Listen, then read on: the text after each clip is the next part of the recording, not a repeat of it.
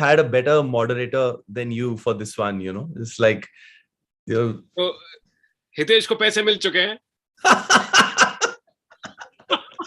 नहीं, पैसे मिलने हैं अभी। मैं मेहनत कर रहा हूँ पैसे कमाने के लिए।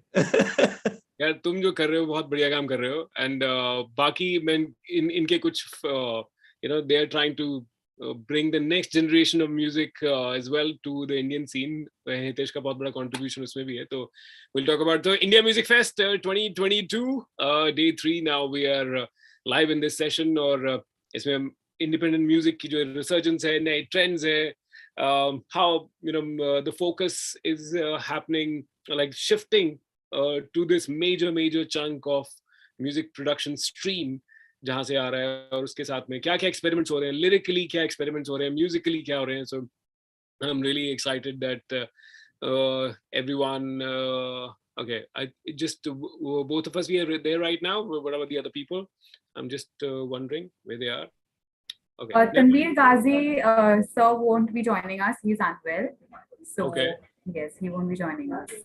Okay, never mind. Tanveer ji, please get well soon. हमें बहुत अच्छे और कुछ lyrics आपसे चाहिए, and along with that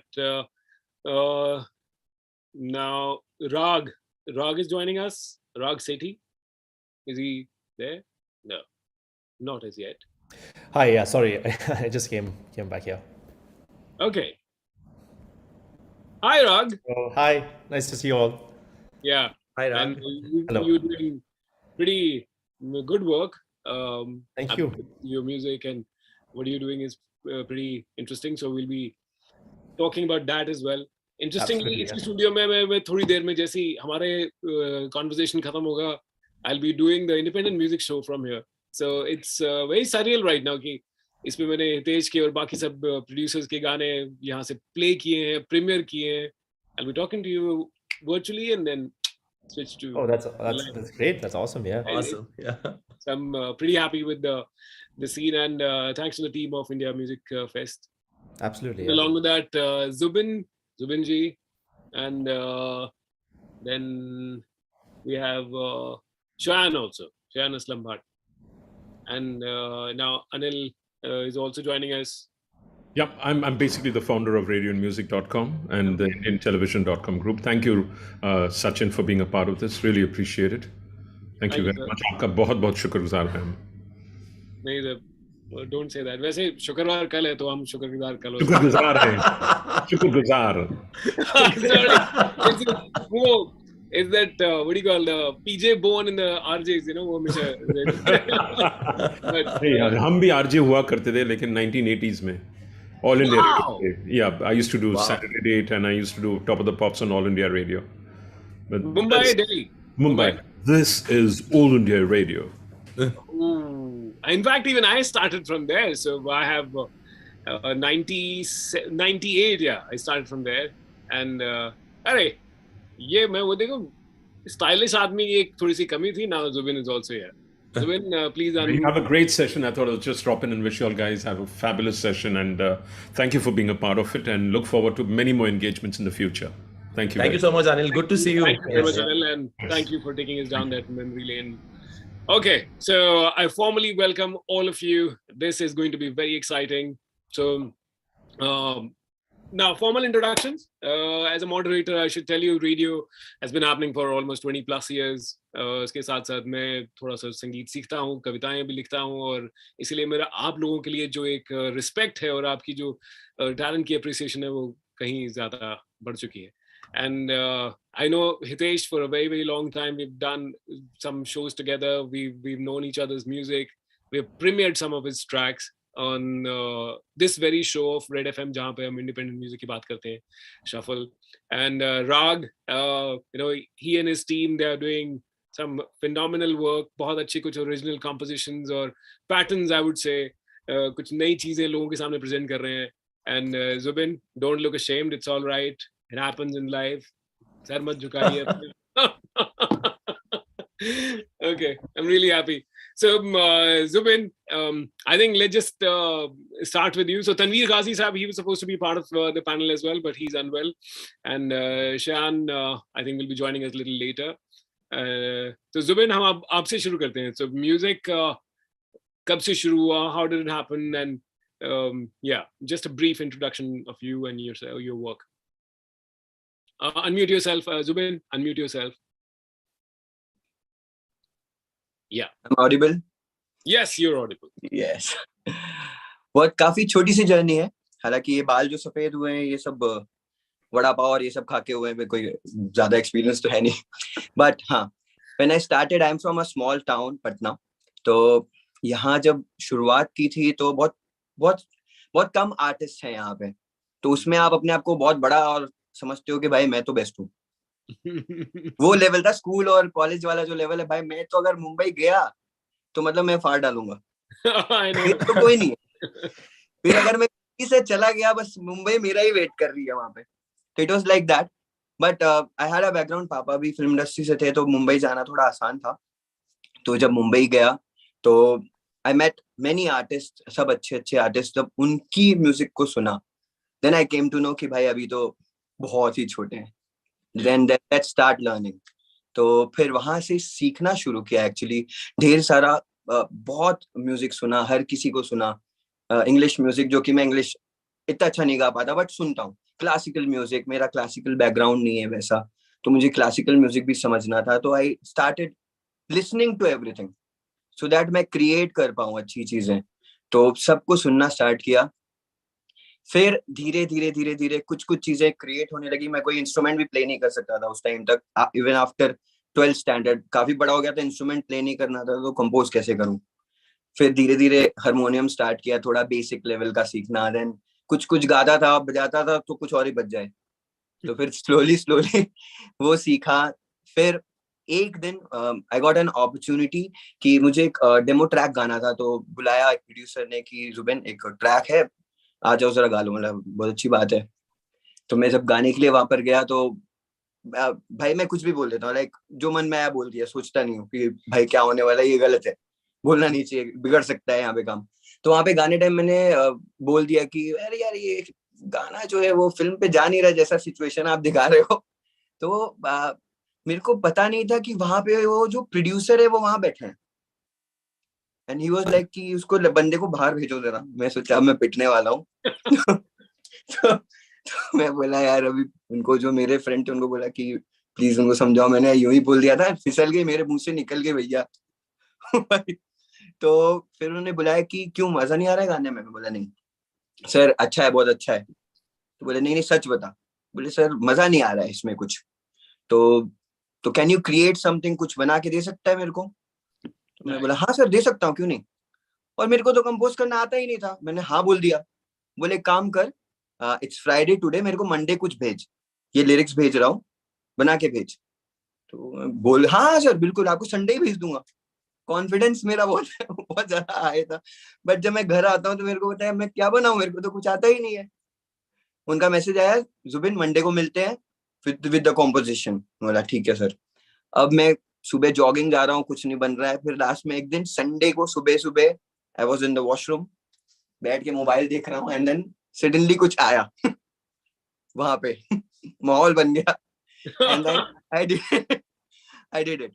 फिर हारमोनियम पे उसको बजाया, ट्राई किया, फ्रेंड्स को बुलाया. देन वो कॉम्पोजिशन ठीक ठाक बन गई. हमने प्रोड्यूसर को पिच किया, वो उन्हें पसंद आ गई. ही सेड कि ठीक है ले लेते हैं. मतलब मूवी कोई बहुत बड़ी हिट नहीं है, बट सबसे बड़ी चीज है पहला गाना किया एंड वो रिलीज हो गया. कौन सी मूवी? सार्थक करके एक मूवी की थी, हिंदी मूवी थी, हिंदी फीचर फिल्म थी, बच्चे पे बेस्ड थी. तो वो मैंने खुद गाया एंड देन कर लिया. उनको पसंद आया, मोस्ट इम्पोर्टेंट की प्रोड्यूसर को पसंद आ गया. उन्होंने ले लिया अपनी मूवी के लिए और वो गाना रिलीज हो गया. वहां से कॉन्फिडेंस आया कि हाँ मैं कंपोज कर सकता हूँ. मेरा कोई बैकग्राउंड ऐसा नहीं था कि क्लासिकल आप सीखे होते हो तो आप कॉन्फिडेंट होते हो कि हाँ बहुत बहुत कुछ है आपके अंदर.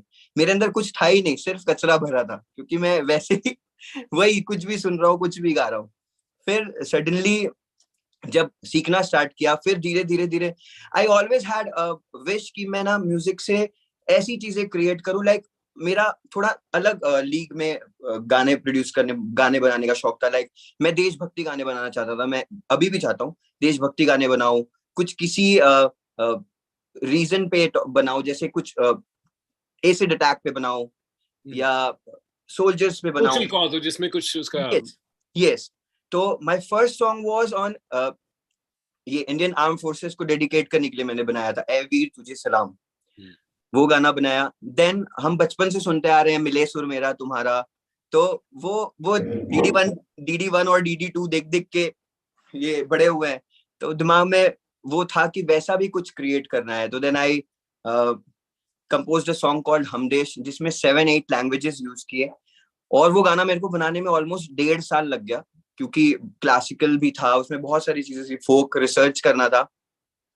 सो करते करते बहुत अच्छे आर्टिस्ट लोग को अप्रोच किया, 1 by 1 करते करते पैसे जुगाड़ करने पड़ते थे। आज इनको रिकॉर्ड करवाना है तो भाई पैसे कहीं से लाओ। ओके, आई थिंक अभी हम बाकी हमें चीजों पे वापस आते हैं। अभी just hold your thoughts, because मैं चाहता हूँ कि जो अलग अलग पर्सपेक्टिव, तो जुबिन की बात से एक इंटरेस्टिंग पता लगी चीज कि आपको क्या करना चाहिए, कॉन्फिडेंस होना चाहिए, and you should be just bold enough to get out there, और क्या नहीं करना चाहिए वो भी काफी कुछ पता लगा। So but of course training really helps, अगर आपके पास है तो। राग, I'll come to you because now Zubin, I would like to अगर आप you can unmute yourself because हमारा सब overlap शायद ना हो। राग, मैं चाहता हूँ कि कंपास बॉक्स जो कर रहा है और कब से कर रहा है, just tell all our viewers. Yeah, sure. तो कंपास बॉक्स मैंने शुरू किया I think in 2017 or 2018, so I'm a little late to the music industry per se. I don't really have a background in music and stuff. But I started the studio in 2018 mainly to be a jam space. क्योंकि अहमदाबाद में actually उतने jam spaces नहीं है musicians के लिए, so I wanted this primarily to be a space where people can come and play music. तो मैंने सोचा if I am spending this much time and energy and money making this jam space, तो recording facilities भी साथ में डाल दूँ। सो whatever I knew, I don't have a background in audio engineering or music production or anything, so YouTube was my main ally for 2 months learning about how to build a studio, what kind of equipment you need and wiring and acoustic treatment. वो सब देखा मैंने YouTube पे, thankfully for YouTube, and I started the studio, and the main purpose of the studio has always been the same for me, where I've always wanted to produce original music. And original music mainly non-film music, जो indie music कहते हैं लोग, I mean in India at least, right? I mean I wanted to make music as singles and EPs and albums, and I wanted to make music in jazz and neo soul and rock and explore all these other genres that I personally enjoyed playing. So that's how the story started, and in that time, we've been listed as one of the top 10 studios in the country for indie musicians, because what we started about 2 years ago was we started these live sessions. So we started recording these one-take live sessions at my studio, just a Coke studio and for folk music. We try to take the exact same model but do it for indie music. So we used to call some of the best indie talent from across the country to come to my studio here in Ahmedabad.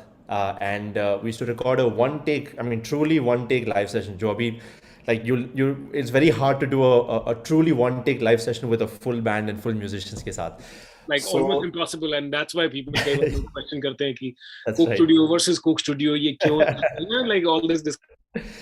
Absolutely. So yeah, that's how the journey started, and I love making music, and I love working with artists, and specifically with different genres. I try to work with artists who want to do something that's not mainstream pop per se, and that's kind of what my main work is around. Great. Hitesh, अब आप और उसको बुला लीजिए जो साथ में, गीता पे हाथ रख के। Geeta, hello.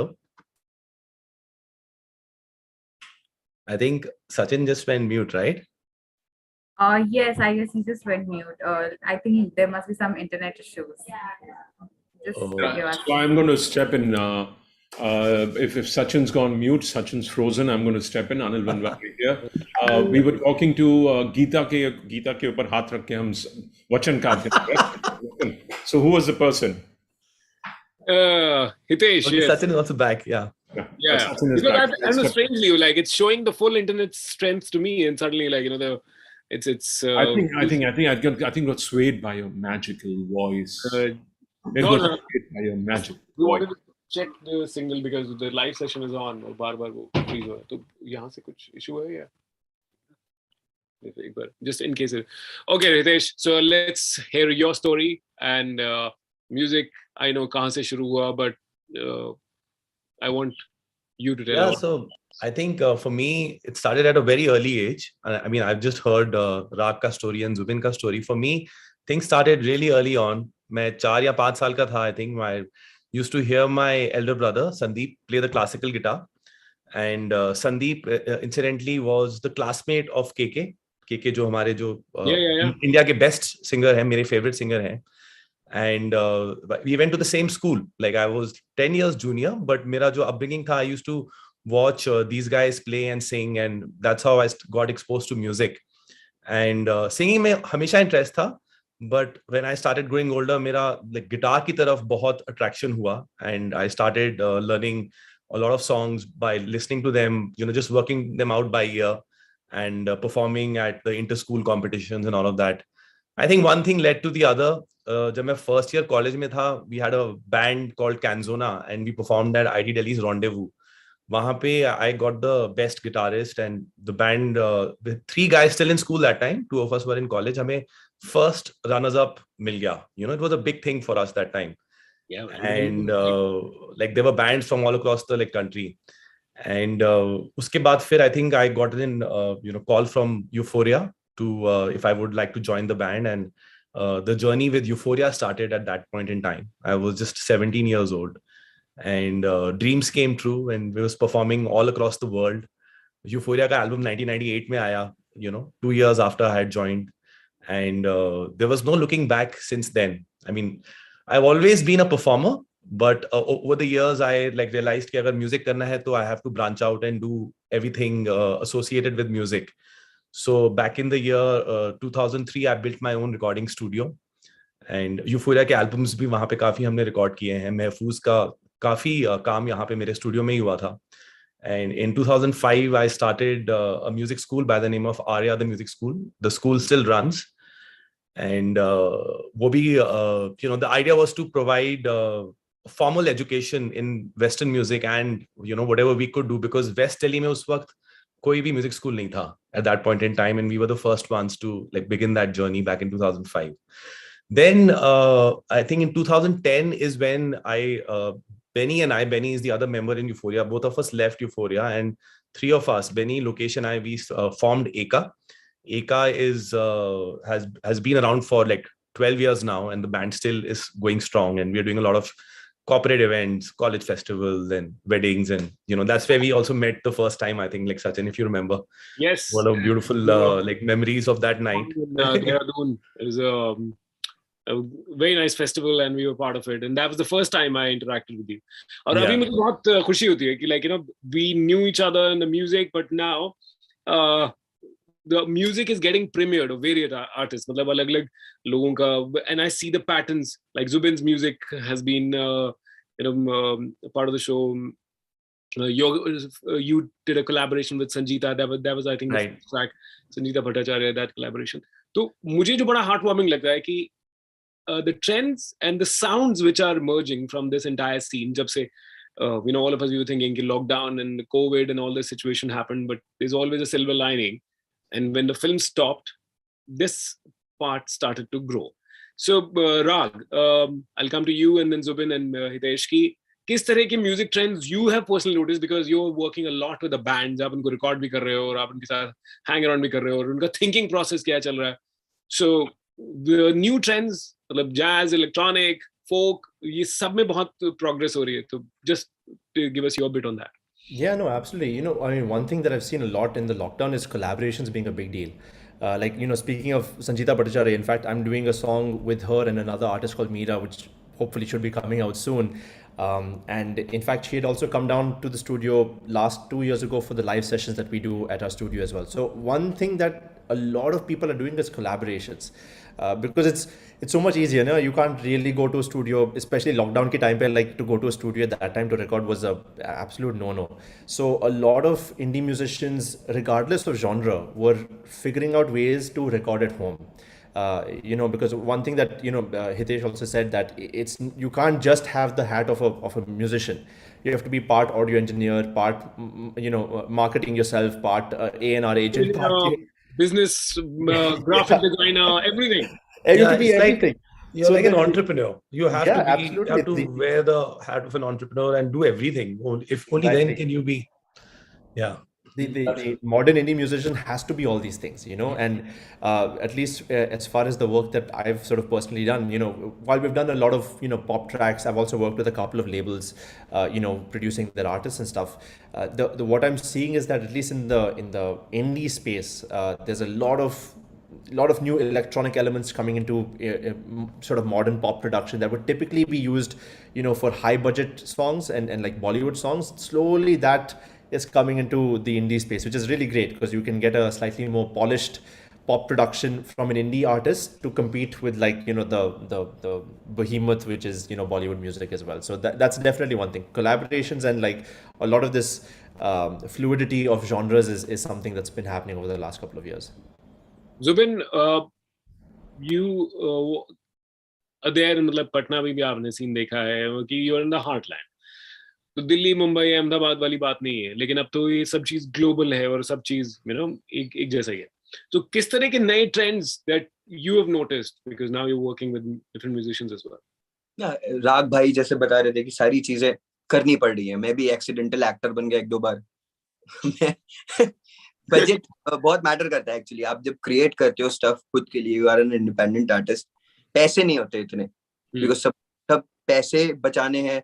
तो अल्टीमेटली बहुत सी चीजें सीखनी पड़ती हैं. क्यों आप शुरू में ये जरूर रहता है आपके पास जब पैसा है सब कुछ है तो यू कैन कॉल सब सारे स्पेशलिस्ट को आप बुला सकते हो कि हाँ भाई कर लो. इनफैक्ट सब लोग अपने घर पे सेटअप रखे हैं, सबको बेच सकते हो. बट जब आपके पास पैसे नहीं है, in that case you have to learn things. तो मैंने डायरेक्शन सीख लिया, मैंने एक्टिंग थोड़ी थोड़ी बेसिक कर ली, क्योंकि अल्टीमेटली हमारे लिए जो इम्पोर्टेंट है वो है लिसनर. लिसनर ज्यादा इम्पोर्टेंट है व्यूअर से ज्यादा. मैं ये फील करता हूँ, क्योंकि अगर हम गाना अच्छा बनाते हैं, चलिए थोड़ी बहुत एक्टिंग इधर उधर कर ली, because as an independent artist आप खुद भी फीचर हो जाते हो, ज्यादा करके आर्टिस्ट फीचर हो जाते है ना. ऑडियो अच्छा है ना अगर आपका, तो लिसनर्स आर वेरी इंटेलिजेंट. वो उसको फिर आज नहीं कई सालों बाद वो पसंद करने लगते हैं और वो चीजें आती है लोगों के सामने. मेरा एक गाना है जो 3-4 साल पहले मैंने डाला था और लॉकडाउन में सडनली वो अमिताभ बच्चन सर ने पोस्ट कर दिया उनके सारे सोशल मीडिया पे. तो मैं सोया हुआ था, मैं उठा, बोला ये क्या हो गया मेरे साथ. तो हो जाती है चीजें. और रेड डी शफल में कई बार फीचर हुआ हूँ, और ये ऐसे कई प्लेटफॉर्म्स हैं जो इन दिनों इंडिपेंडेंट आर्टिस्ट को प्रमोट करे. स्पेशली रेड इंडीज तो कर ही रहा है. जब भी गाने भेजता हूँ दे रिस्पॉन्स वेरी गुड और बहुत अच्छा सपोर्ट मिल रहा है. ये मैं इसलिए नहीं बोल रहा बिकॉज आप यहाँ पर हो. नहीं बिकॉज़ अच्छा काम कर रहे हैं.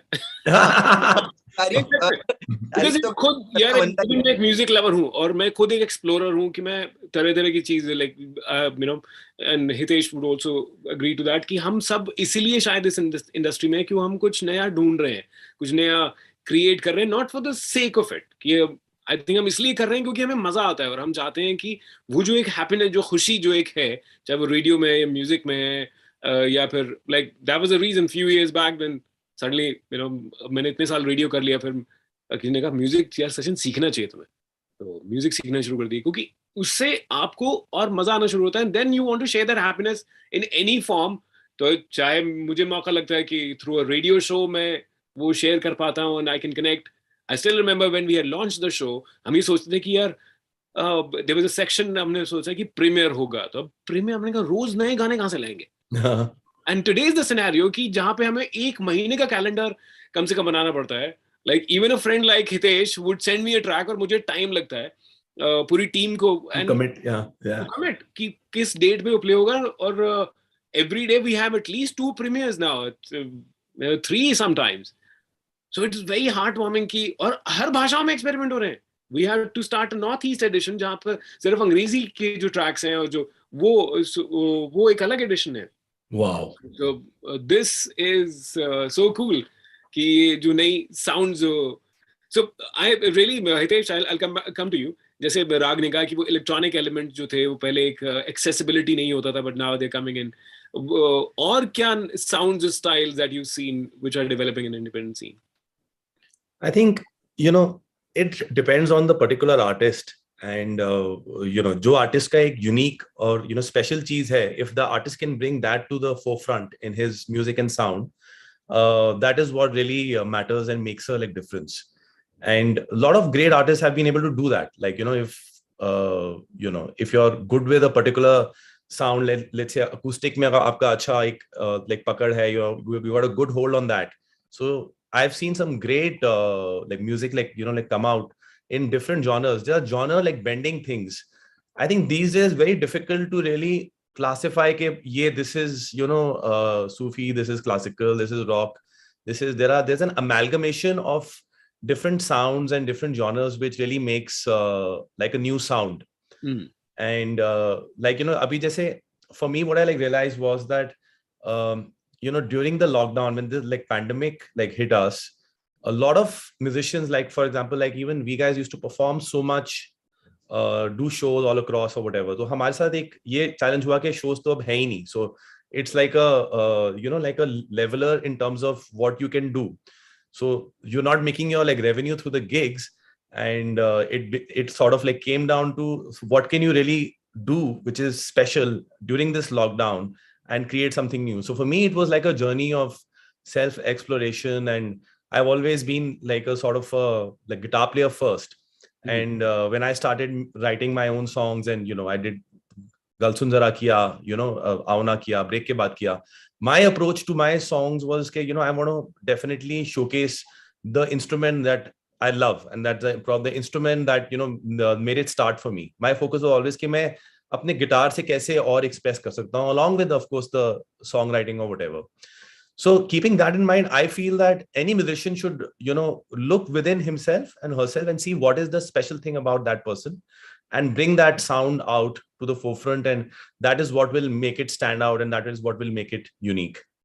Yeah, you rightly you said कि वो individuality, वो मुझे सबसे अच्छा एक ट्रेंड लग रहा है कि धीरे धीरे सब लोग वापस एंड जो आइडिया है इंडिपेंडेंट म्यूजिक का कि what you are good at, जो आपकी खुद की आवाज है, तो उसमें इलेक्ट्रॉनिक आर्टिस्ट भी हैं, मतलब रिटवेज kind of experiments also Beautiful, yeah. और गजल पे भी एक्सपेरिमेंट्स हो रहे हैं, लाइक आई केम अक्रॉस जोल मुखर्जी एंड इवन जाजिम शर्मा, तो टिपिकल गजल उसी स्पेस में है वो, they are not moving from there. And या हिप हॉप में भी है, उसमें भी अलग अलग स्टाइल्स डेवलप हो रहे हैं. I think everybody is finding their own beautiful space. Rag, since you work with a lot of these bands and artists, which are the ones that you would like to recommend or you've come across? There are so many to mention. Based just solely on like the stuff that I've worked with and the live sessions that we have called. In the Northeast, there's a band called Fame the Band. Great music, great musicians. In Delhi, there was an artist who unfortunately, recently passed away, Sheel Sagar, incredible singer and this thing. And I had a fortunate to produce 3 of his songs, so to get his sound out there. Sangeeta Bhattacharya is a great example. Meera Desai from Ahmedabad, actually.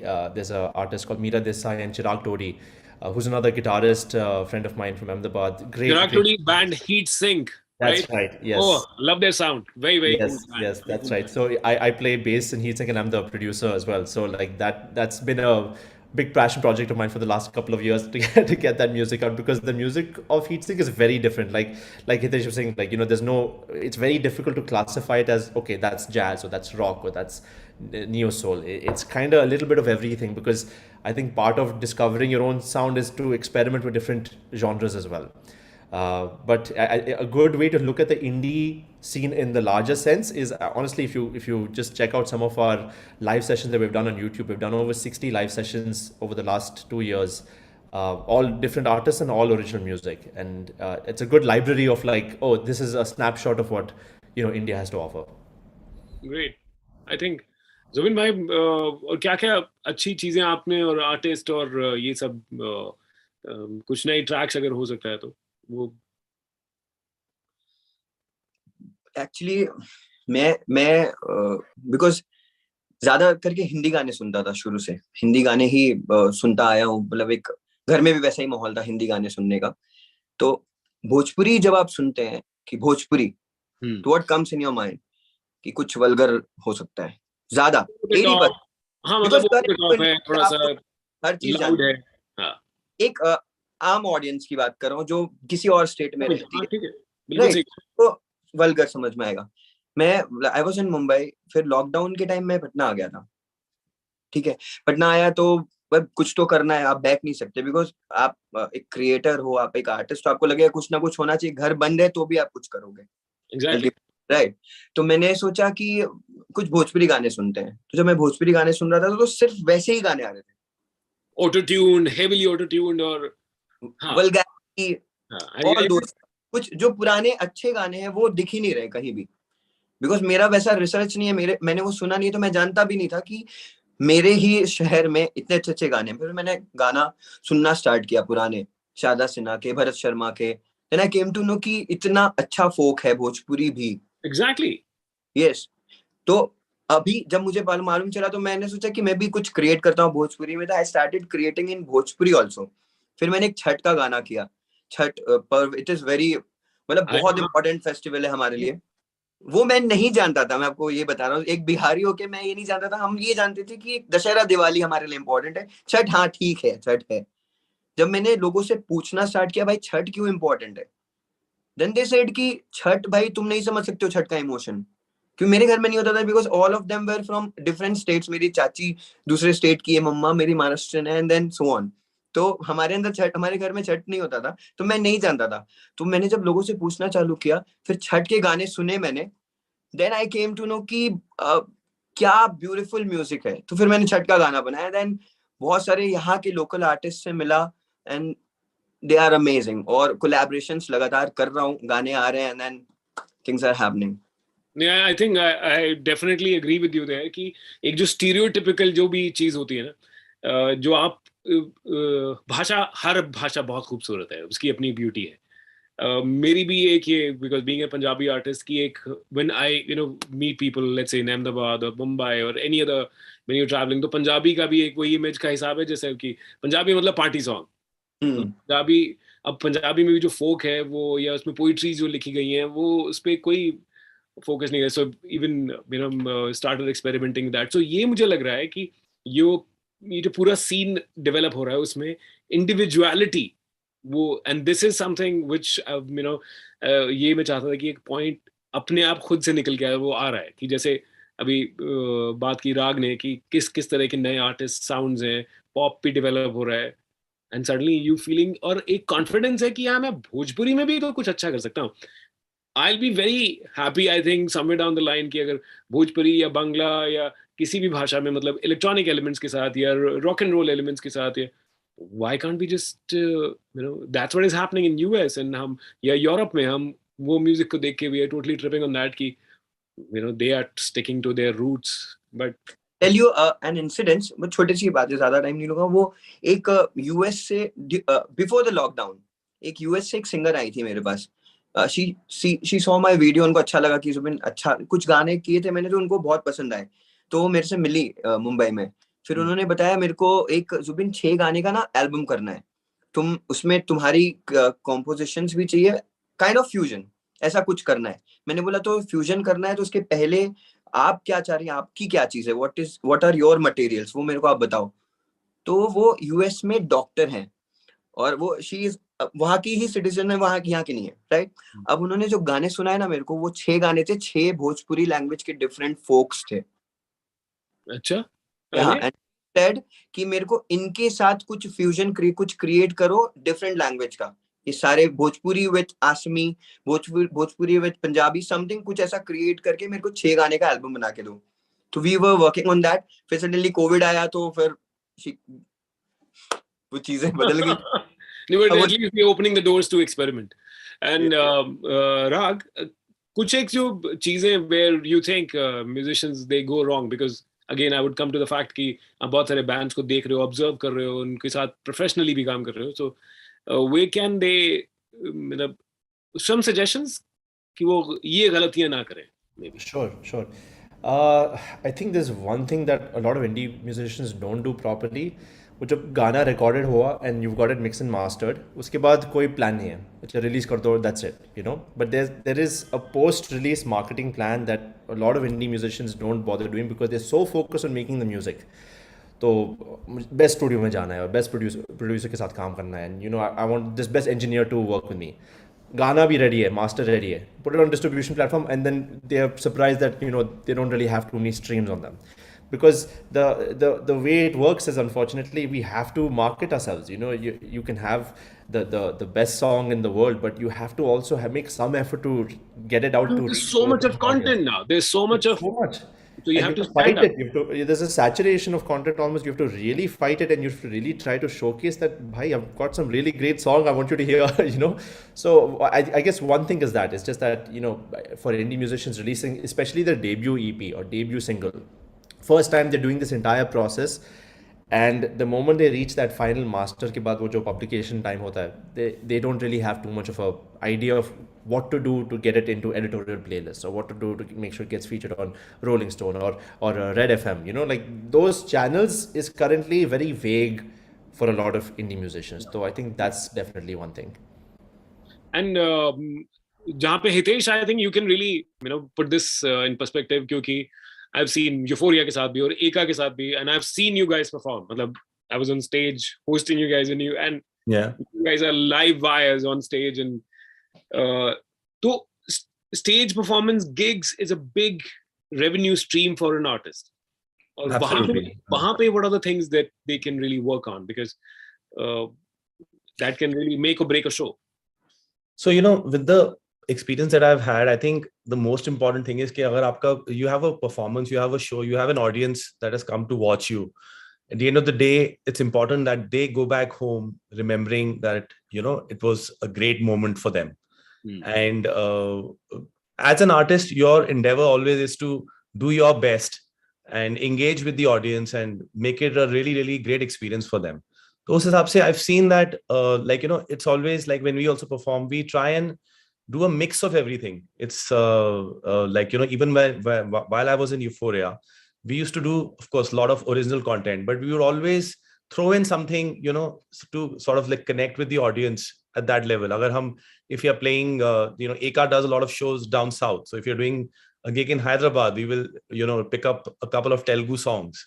Wow. And, you know, even though we don't understand the language, but we try to connect to them at that like level and make it special and like unique.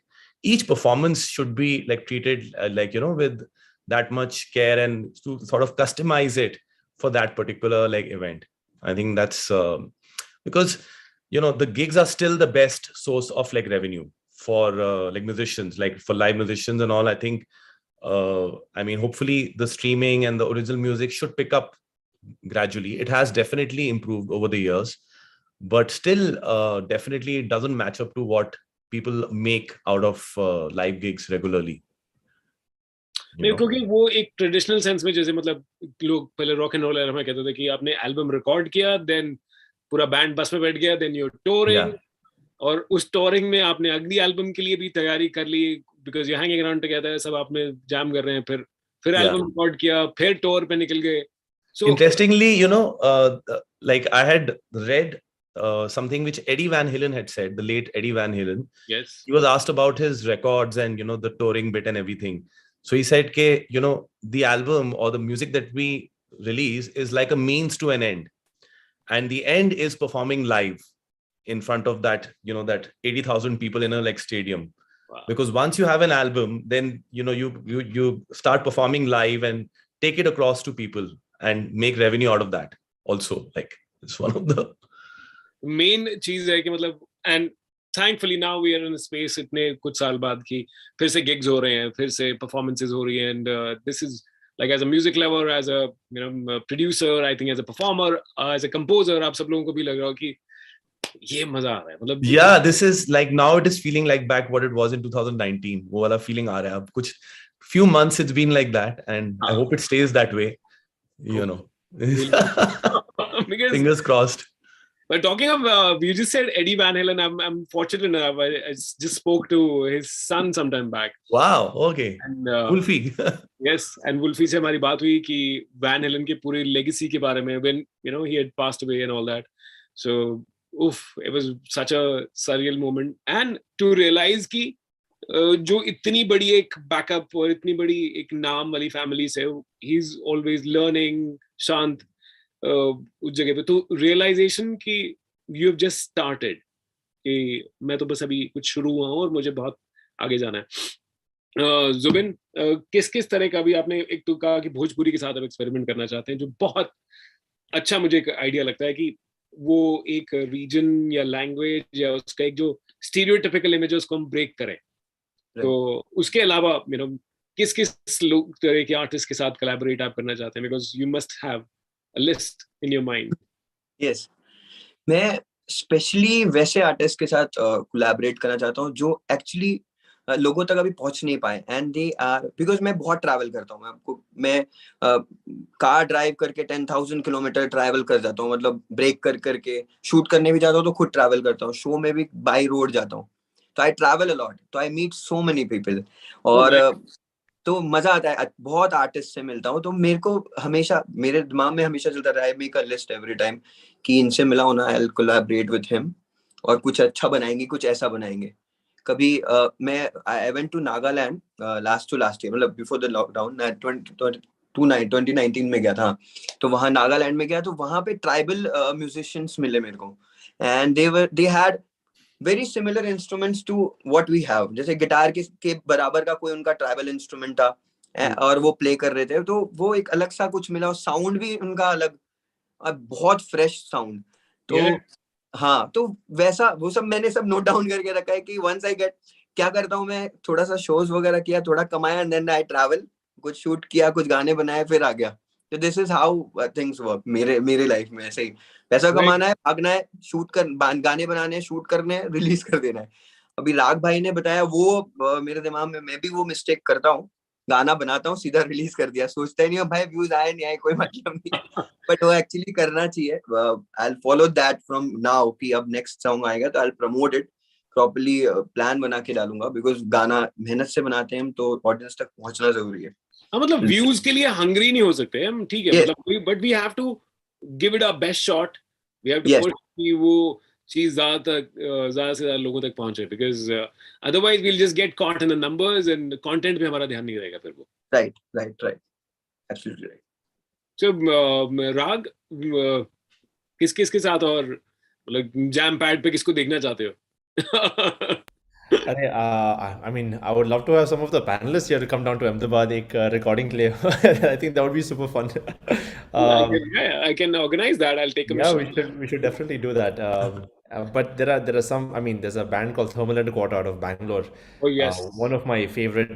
I think it's like my introduction to indie music was probably Thermal and a Quarter, and I've met Bruce Lee Money, who's the guitarist, one of my favorite guitarists of all time. In India at least. Warren Mendoza, another great musician to maybe work with. But I'm also interested in getting into the sort of like OTT/film space as well. How to get indie music into these platforms. It's happening slowly. There are quite a few artists who've got featured on OTT platforms and films and stuff. But it would be great to have more artists that I work with have those channels as well. Yes. Because I think that's something that the industry is slowly moving towards. It'll take some time, but ho jayega eventually. And Hitesh, you started collaborations at home, and in fact, Rag, I don't know, you must have, if you hope not, the collaborations that he did with his sons. दोनों बेटों के साथ, Hitesh started making music and performing in his balcony when the COVID situation was on. That was quite cool. That was something which just happened organically, with the kids being at home, no school for them, and we just I just thought it would have been a great way to engage them and make like something entertaining for our neighbors. And एक बार किया और इतने requests आए from all across the world, because we also went online, on Facebook Live and everything. So then it became like a regular affair. So 2 bar 3 bar, and then once the kids started enjoying, then it was like, we can do a lot more. I mean, why can't I make them a part of my original compositions as well? And एक different energy he I, like from the kids themselves. Wow. And I know that during those lockdown periods, we could collaborate online with other musicians, which happened even in my case. Like we did some like collaborations, but एक in-person feeling होती है, वो that was really like special during the lockdown with मतलब वो my way boys, Arif and Advait. वो U2 वाला जो performance तुमने अपनी balcony से किया that's quite cool. But the kind of now just before we wind up, कुछ एक चीजें जो हमें लगता है कि which can be the next step for musicians की जहाँ पे उनको grow करने में और उनको financially grow करने में, like artistically or financially, क्या क्या वो चीजें help कर सकती हैं. So I'll come to Rag for that. I think there are quite a few places, as I'm sure. I mean, Hitesh already said it, but Hitesh and Zubin probably are well aware that gigs pay the most to musicians. That's how a musician pretty much survives. Streaming का जो revenue platform है is still a long way before it can become a sustainable source of income for an artist. Yeah. But main cheese is honestly even like what artists do when it comes to signing with the labels and stuff as well.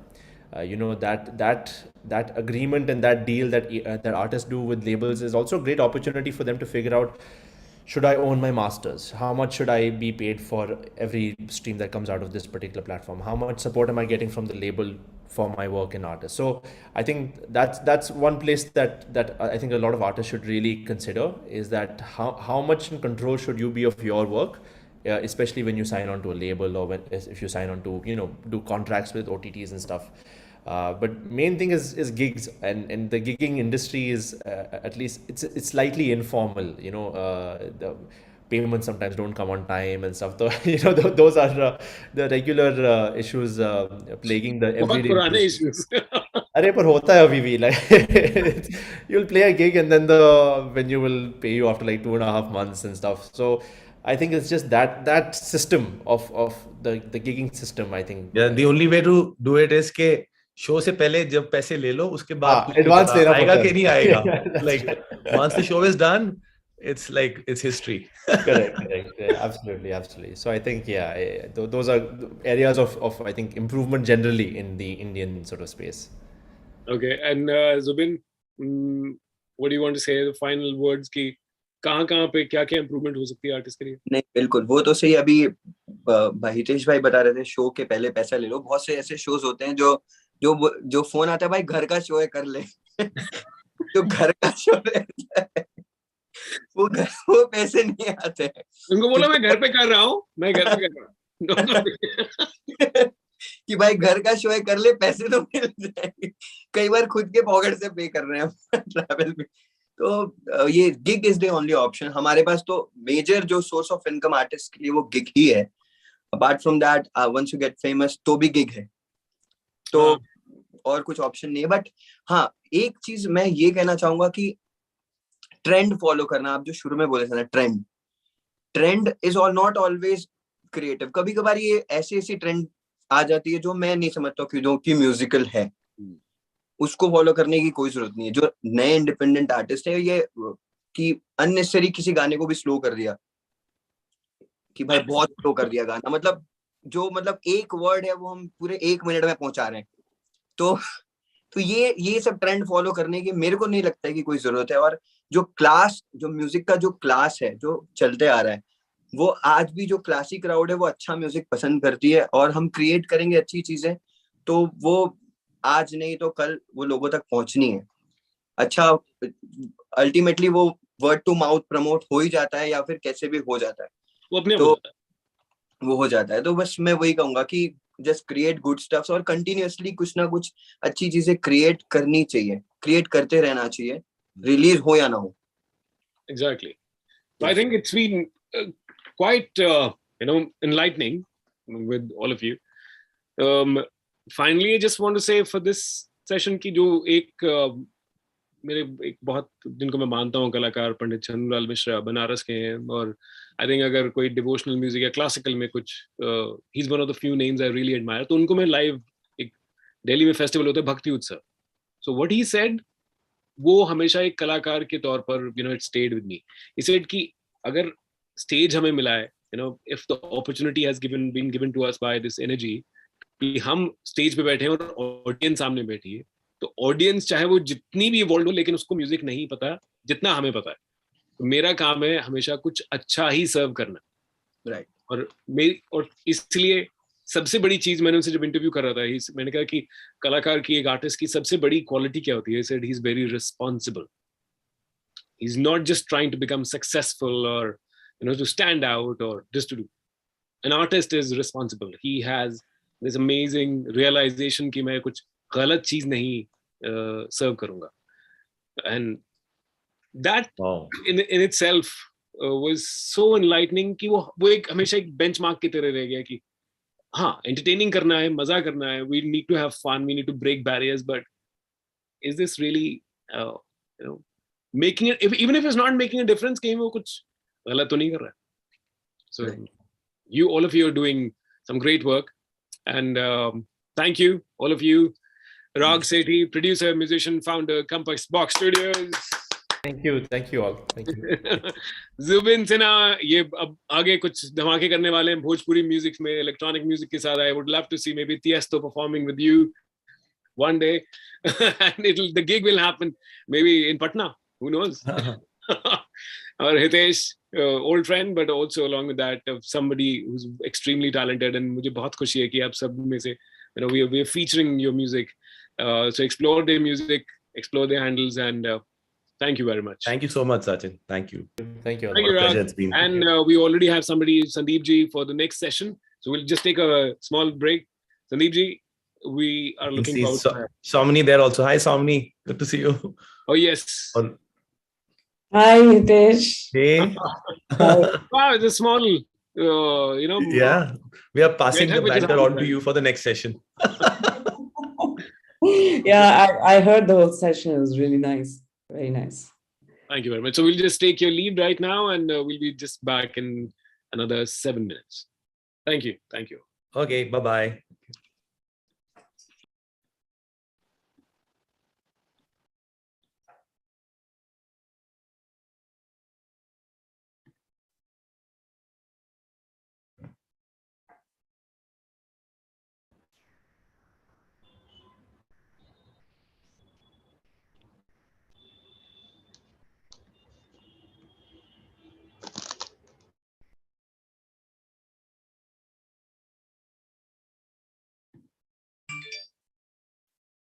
Hi, Sunny.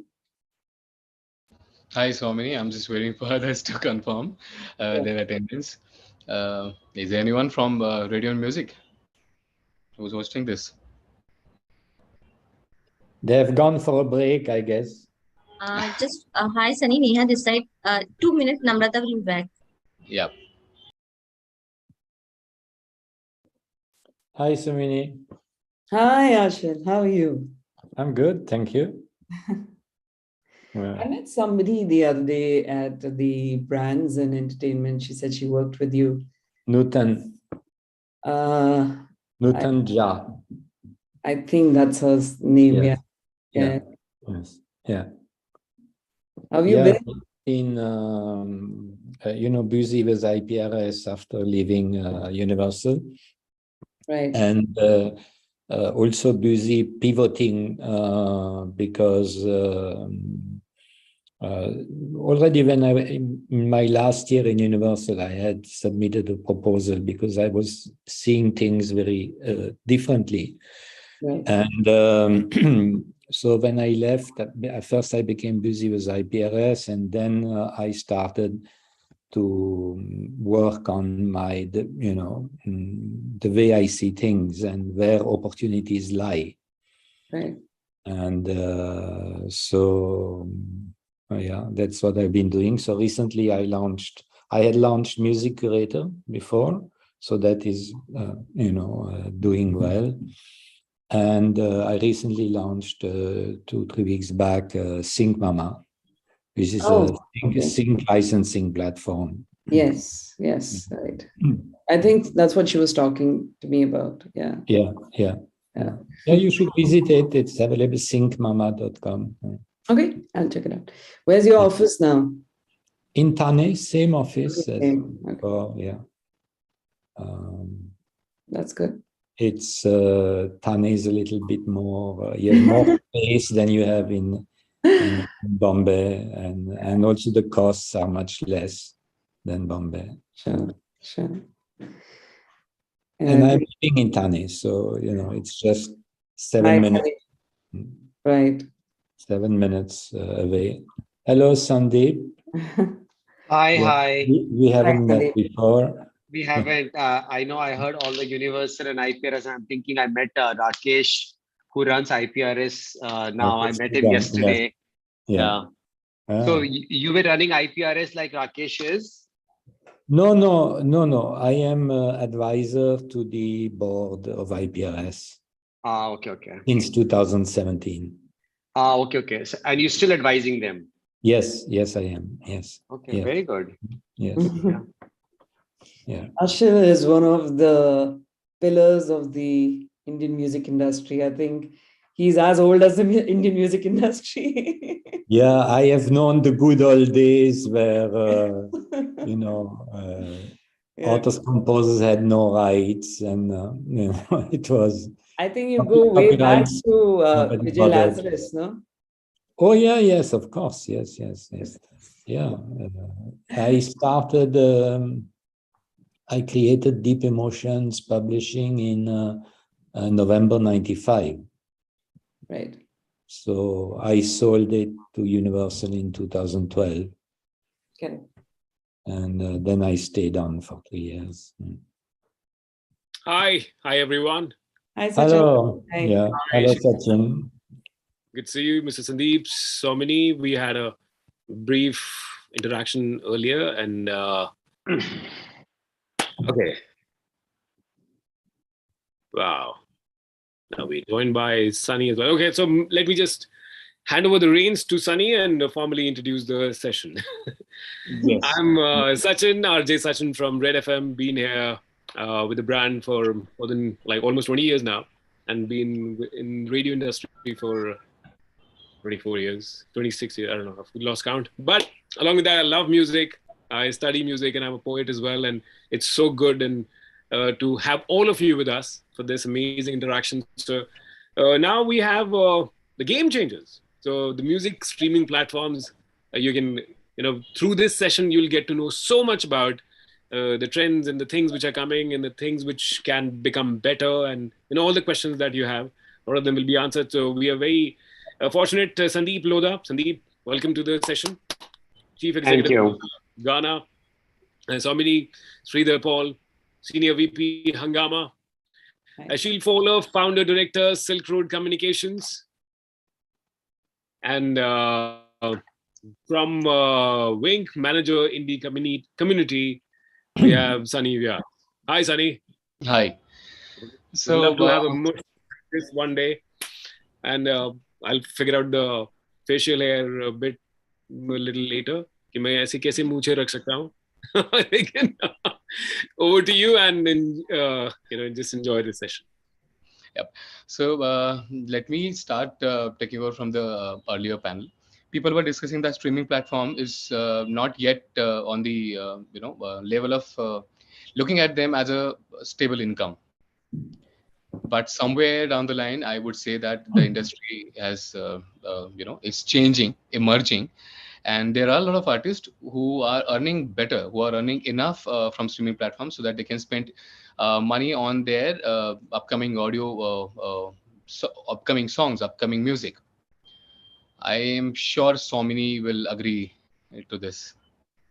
Yeah, I think, we have to also consider the fact that the market is cluttered with too much content. So, and the kind of revenues we are talking about from a streaming perspective or even from a subscription perspective, it's minuscule in comparison. So it is, of course, challenging to expect to build a house with the revenue that you make from streaming. Yeah. So, and I think it's not expected either, because today there are so many avenues for an artist.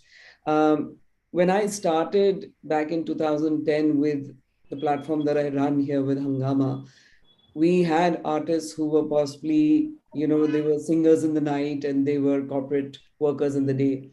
But I think that has changed. That has changed over the last 5-6 years. And that's because artists are not limited only to being in the studio or performing live. I mean, they're juggling between a mix of all kinds of things. And they're Absolutely. pretty much like 24-hour musicians. So Yes. I think if you're an artist, you need to open up and look at yourself across the board. I'm actually interacting with a lot of these artists these days. I'm taking care of indie community at Wink, and we are working on a project called Wink for Artists, where we are creating a creators community, so that there should be directly creators dealing with the streaming platform, and we are paying them directly without having any distributor for that matter, or any third party in between. So we are working on that project, and we are seeing a good growth. There are some artists, lesser known artists, are also sitting on more than 15 million streams on Wink. Okay, moving on to my questions, which I prepared particularly for this session, is how about focusing on regional content on streaming platform? I would love to ask this question to Ashil. What do you think? How it works?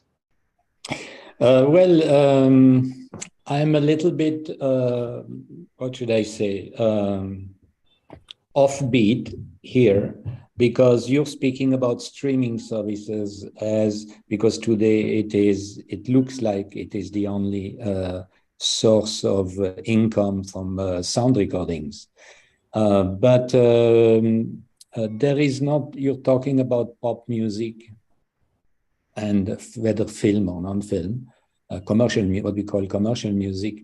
There is another aspect, there is another industry in the music, which unfortunately, for reasons I can explain, but it'll take time, doesn't exist yet in India, although there is a beginning of, I know of at least two small companies who have started by young guys, which is called library music or production music, or background music, if you like, ready-made background music, which is a big industry abroad, but it's a zero industry here right now, because in the past, it's based on royalties, and in the past, writers couldn't get royalties. And so, any investment you would make in production music or library music, you would not get your return on your investment.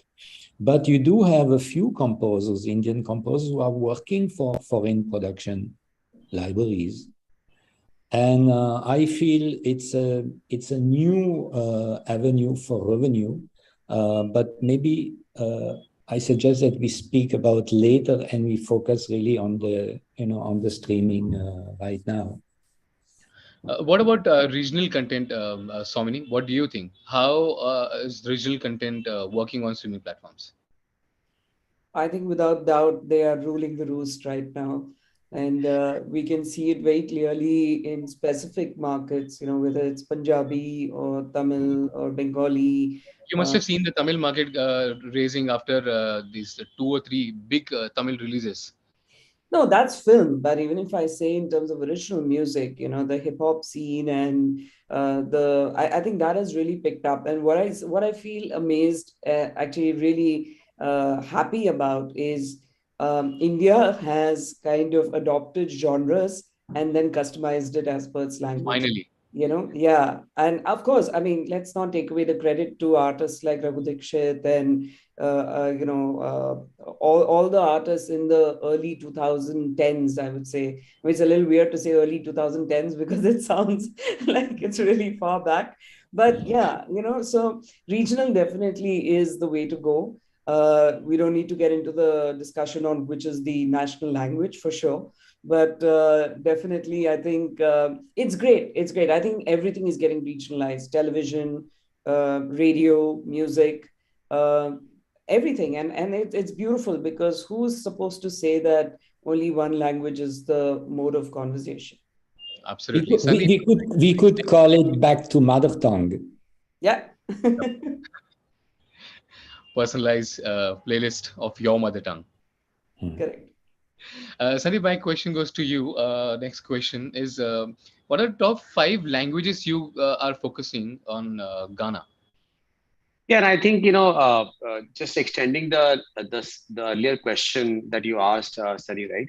I mean, of course, one of the reasons why regional languages are starting to do well is, the I would call it the geo phenomena, right? The access of good smartphones and good internet have given mobile internet to everyone, right? So now Bhojpuri and Haryanvi all of a sudden, starting to grow rapidly, like fastest growth, right? So of course, like Swamini said, Telugu, Tamil, and Punjabi are driven by universal hits, right? So of course, they have been growing rapidly. So you give RRR and KGF, and those you will absolutely give them credit.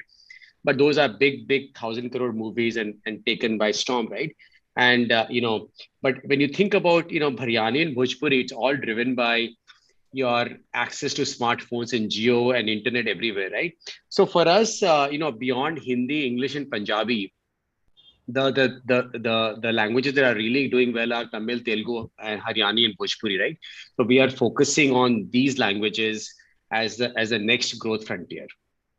What about devotional content? So when you say what about devotional content, you mean what's happening to them? Yes, exactly. Because there are a lot of people who never focus on devotional. They Hmm. are spending enough hours and days in making love songs, romantic songs, Hindi songs particularly. बहुत सारे artist Mumbai में बैठे हुए जो अपने studio में दिन रात ये काम कर रहे हैं, पर उनको ये नहीं पता कि एक कहीं से कोई भजन आ जाता है which is lesser known artist we have no clue about, and उसके stream numbers 2 लाख 3 लाख हो गए. I'm like, Hmm. look at them. Someone I know personally who still records bhajans from ISKCON and put it Hmm. on streaming platforms, and he is earning in dollars because the people who are settled abroad are consuming it left, right, and center. Like Yeah. anything, they are keeping those mantras and chants on loop. So, what advice do you want to give it to the creators?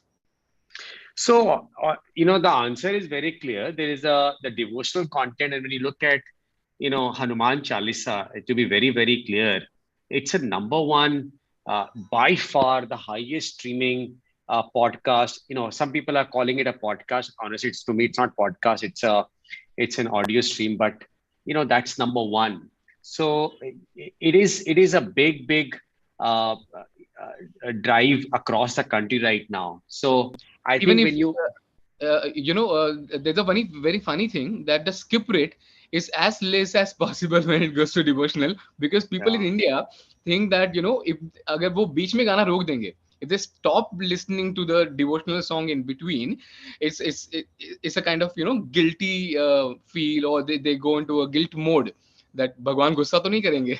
So the skip rate of devotional music is too less, and that's how these bhajans are performing really well. yeah, I agree with you. I think devotional content is doing very well.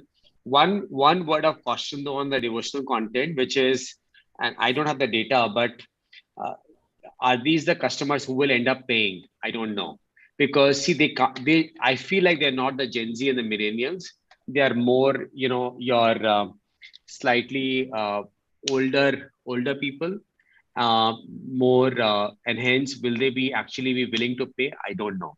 But it is, to your question, yes, it is really picking up and doing very well. Again, I would say access to internet, and like my mother recently got a smart TV, just to be clear.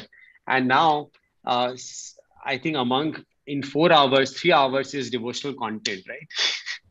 So that's constantly playing on YouTube for her. She will say, put this bhajan, that bhajan, and constantly keeps going, and they love it, right? So I think the devotional content is very big. I just caution, the caution would be, are they really paying subscribers or not?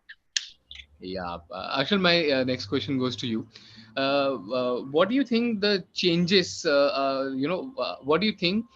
Um, how streaming platforms are adopting this fact that Instagram is actually helping them out with a better music discovery, I would say, or this short content app are actually helping streaming platforms in a lot of different ways.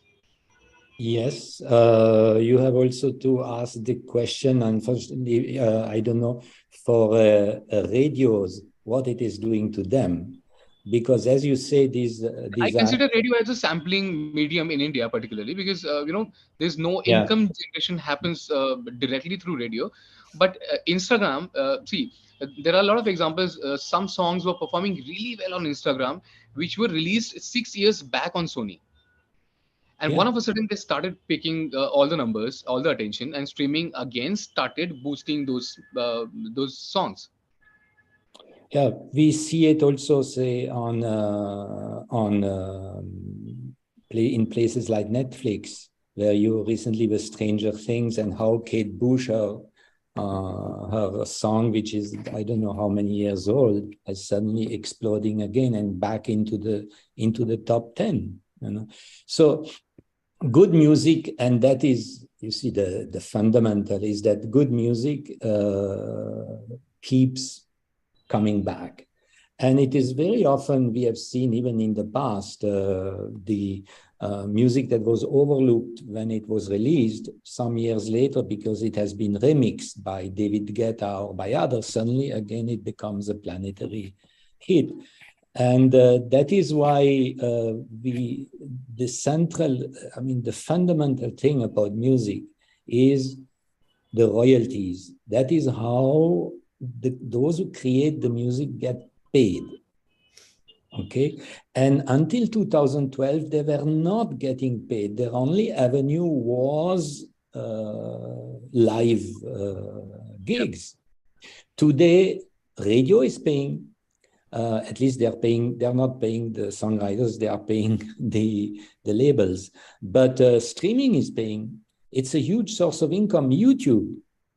And let me ask you a question. Can any one of you say how much a good songwriter, a lyricist, composer, is earning today versus a few years back?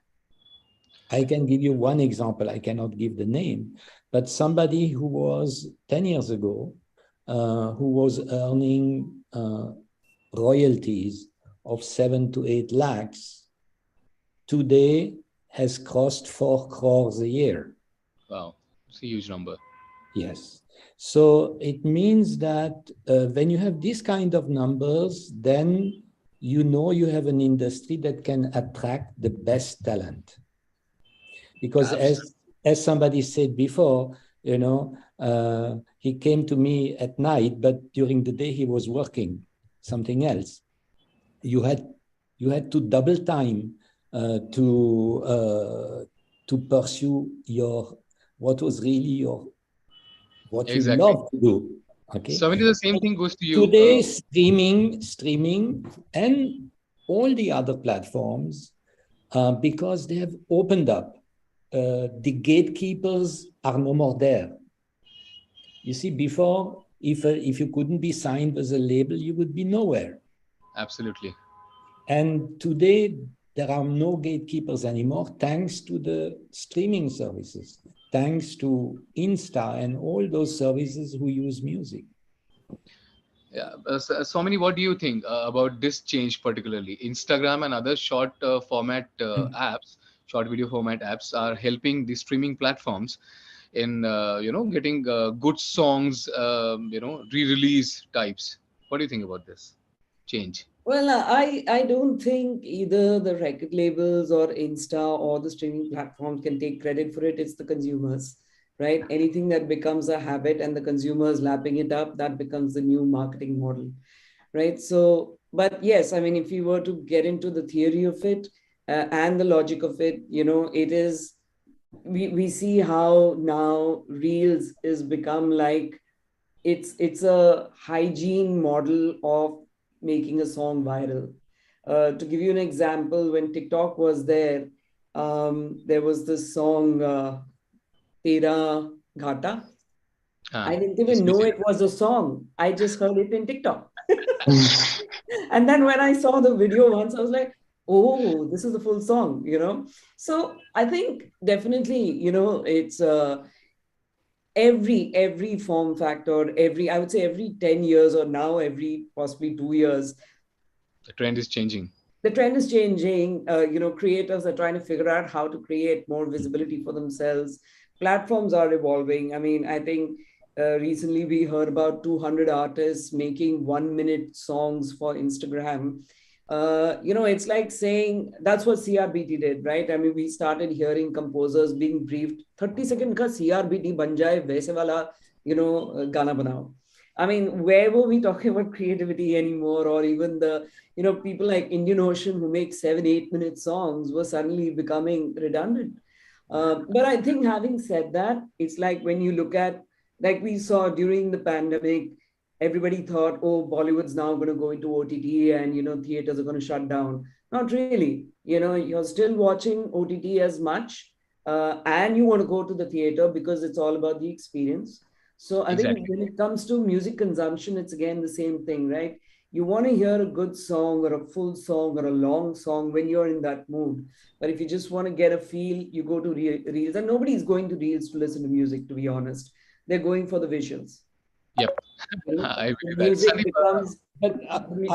If I may say here, you see, Reels is to a song what a trailer is to the film. Absolutely. Okay? Absolutely. And what we have seen in cinema is now happening in music. In cinema, trailers have become so important that you have composers who are specialized in trailers. They do only that, and they are known for their as composers for trailers. And so I think the same thing, same shift we are seeing, that you have people who compose just for 30 seconds or 45 seconds. So if it is so important, do you think streaming platforms should do a strategic tie-ups with Instagram or other short content creator? They're already doing it. They're already doing it. I think every record label today has a strategy on how can they get the song viral out. Talking about streaming companies, record labels, definitely they have their own strategy in place and they are tying up with That's agencies. true. I mean, like the platform that I run, Artist Allowed, which is only for independent artists, we use Josh, we use MX Takatak, but most of it is, in fact, it is for 30-second samples of the songs, or it is a way to just... Sandeep, is there anything in pipeline? Are you guys working with these short content creators or the apps? No, we haven't started doing any tie-ups on that one, Sunny. Although I would, I agree with Ashil and Swami that it is, the Instagram and the social media or whatever have become a huge way to get a teaser or taste a song. And also, like I think the best thing that it's doing is, it's allowing songs like Kacha Badam and, songs that wouldn't have made it really become really big. But more importantly, when 2 years ago or whatever, I have two daughters and none of them were into Hindi music.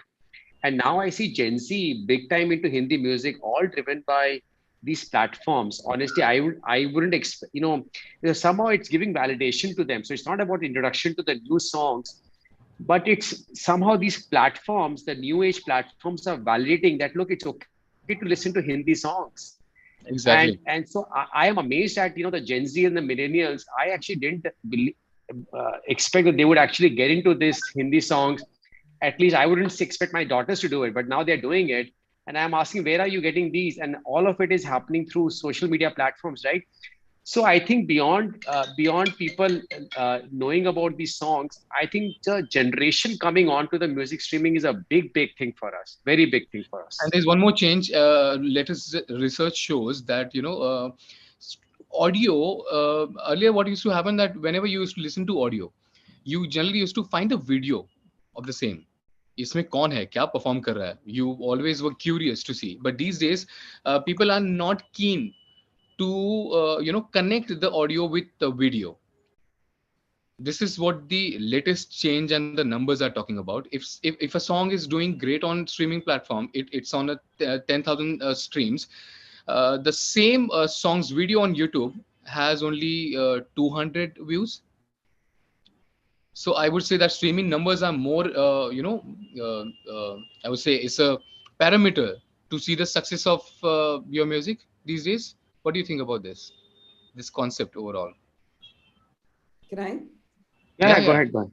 Yeah, I think today, the consumer has been totally spoiled with various methods and options for consuming. I mean, in our good old days, we had a music television and, I mean, a television channel, and we had radio also was not that actively, playing indie pop music, as we would call it. Bollywood was always there, right? We didn't have that many stations as well. Today, in spite of so many stations, we still don't have any radio station that's dedicatedly playing only non-film, right? Because Bollywood will always either Bollywood or regional. We are seeing a lot of stations, in the regional, like places like down south, they are not even playing Hindi. They are possibly just playing Tamil or Kannada and that kind of stuff. Yes, yes, there are. But yeah, but I think today the consumer has an opportunity to figure out what form he wants to experience this content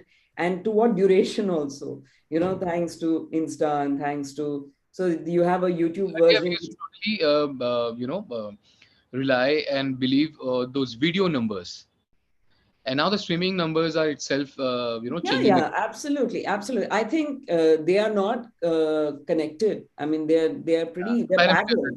Yeah, they're parallel. They run because it's not necessary that somebody is actually watching a video and then listening, or vice versa. Yeah. So yeah. What do you think, Sandeep, about this concept, this latest change? Uh, Specifically, I mean, I agree. I mean, there is this is moving in the right direction right now. And one more question, a very simple question from all my artist friends to you. How can someone earn better money through streaming platforms? Yeah, so I mean, look, I mean, this is the answer is quite clear, right? So if you do non-film, so if you do film, I think you are anyways uh, you are locked, right? So Yeah. I think the first is non-film. Let's start with saying non-film. Then if you do non-film, then you have to say, look, I will take a risk and I will go through, a CD baby or DistroKid or directly go to a upload on my own, and I'll have to take risk, probably put my own promotion money if needed, and promote this song on my own, right? But the answer is I think the writing is clear, and the answer is very clear that you'll have to do non-film, distribute through independent guys, and really promote a little bit of that, right? And possibly use social media as well, that we discussed right now, the platform of social media to do something more, right? So if you're ready to do all of that, honestly, which is what uh, you know artists, do they have time or not, I don't know. But I think if you're able to do all of that, saying I want to go direct, I want to start, I don't want to give a cut to anybody else, I think, yeah, you can do it. So is Ghana supporting anything like this? Any plans in future or anything is in pipeline where artists can directly communicate to Ghana and So promote so their music? yes, we recently launched an artist app where right now, so the artists can directly understand what's happening to all their music, right? And then the next revision of the app is they can start to communicate with the fans directly. And then the version right after is where they can upload the songs. It has to be a song that they're not distributing through labels, right? So if they want to distribute their songs on their own, absolutely they can do it, right? Yeah, So we are at Wink also doing the same. yeah, Artists directly approach us and give their music to us, and we can distribute it not only on Wink but all the other platforms too. correct. So I think Let me it's a bet that artists will have to take of non-film, going direct, taking ownership, right? So a lot of factories and manufacturers directly upload on Amazon and sell it, right? So you'll have to be ready to do that. What do you think the future looks like? This question goes to all three of you, Somini, Ashal, and Sandeep. What do you think the future looks like of streaming? Because 2 years back, we were just struggling to work on the membership, paid membership pattern, and now we are not even taking some pains of it, because we have realized that Indian market is not finally going to give us subscription fees. So the market has totally changed. The trends are totally changing. So what do you think the future is like? Next 6 months. What do you think? So I would like to actually first answer the earlier question that you laid out to Sandeep. I think for an artist to make money out of streaming, uh, it's a business. You've got to look at how much are you going to put in for you to recover that. The beauty today is that you don't need fancy technology to create a good sound. You actually need great creativity and you need to have consistency of that. One song is not going to make you an artist. I'll give you a biggest example of an artist like Emiwe Bantai. That guy is relentless when it comes to music, and we're showing him the results of that when it comes to revenue share.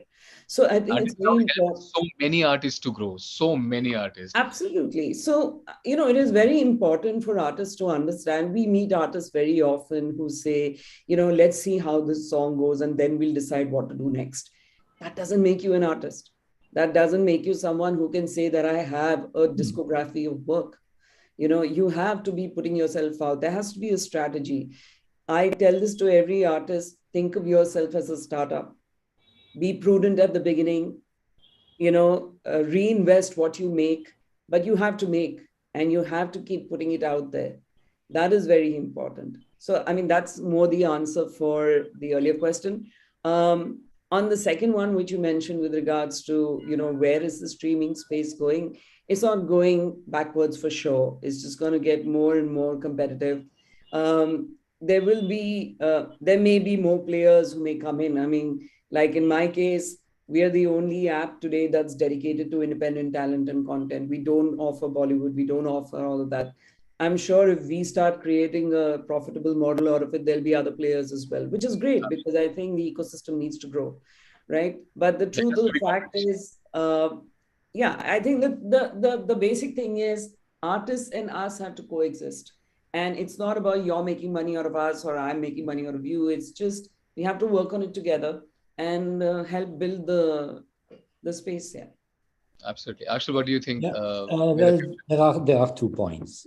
One is when we say artist, whom are we talking about? Are we talking only about the performer? Are we talking about the lyricist? Are we talking about the composer? Are we talking about the studio musicians? There's a whole ecosystem. Yep. I can say, because I am on the board of IPRS, monetization was very poor in the past.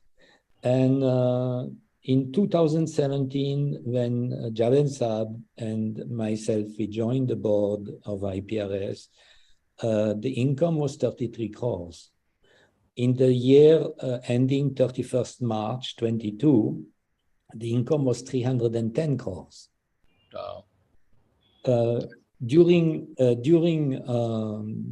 COVID, we paid out to lyricists and composers, not even taking into account the publishers, just to lyricists and composers, we paid out 385 crores.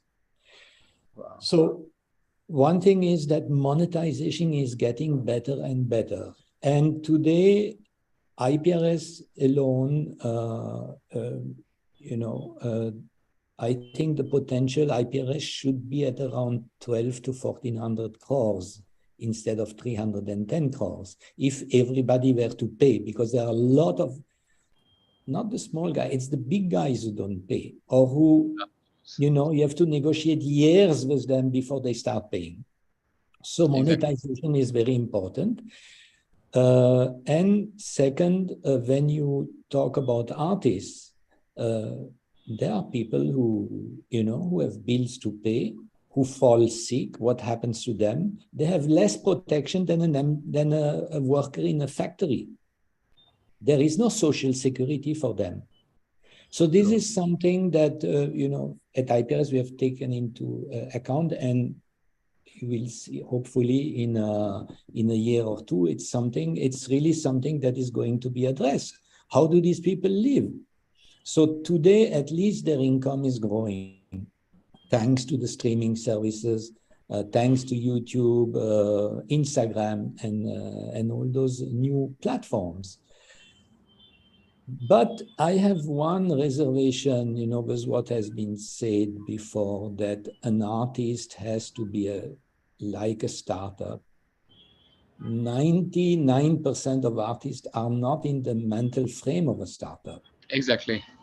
Okay, so what we are seeing, and what is a very good sign, is that you have a lot of small companies who are coming up, who do management, who do marketing, who are a whole ecosystem is starting to get built.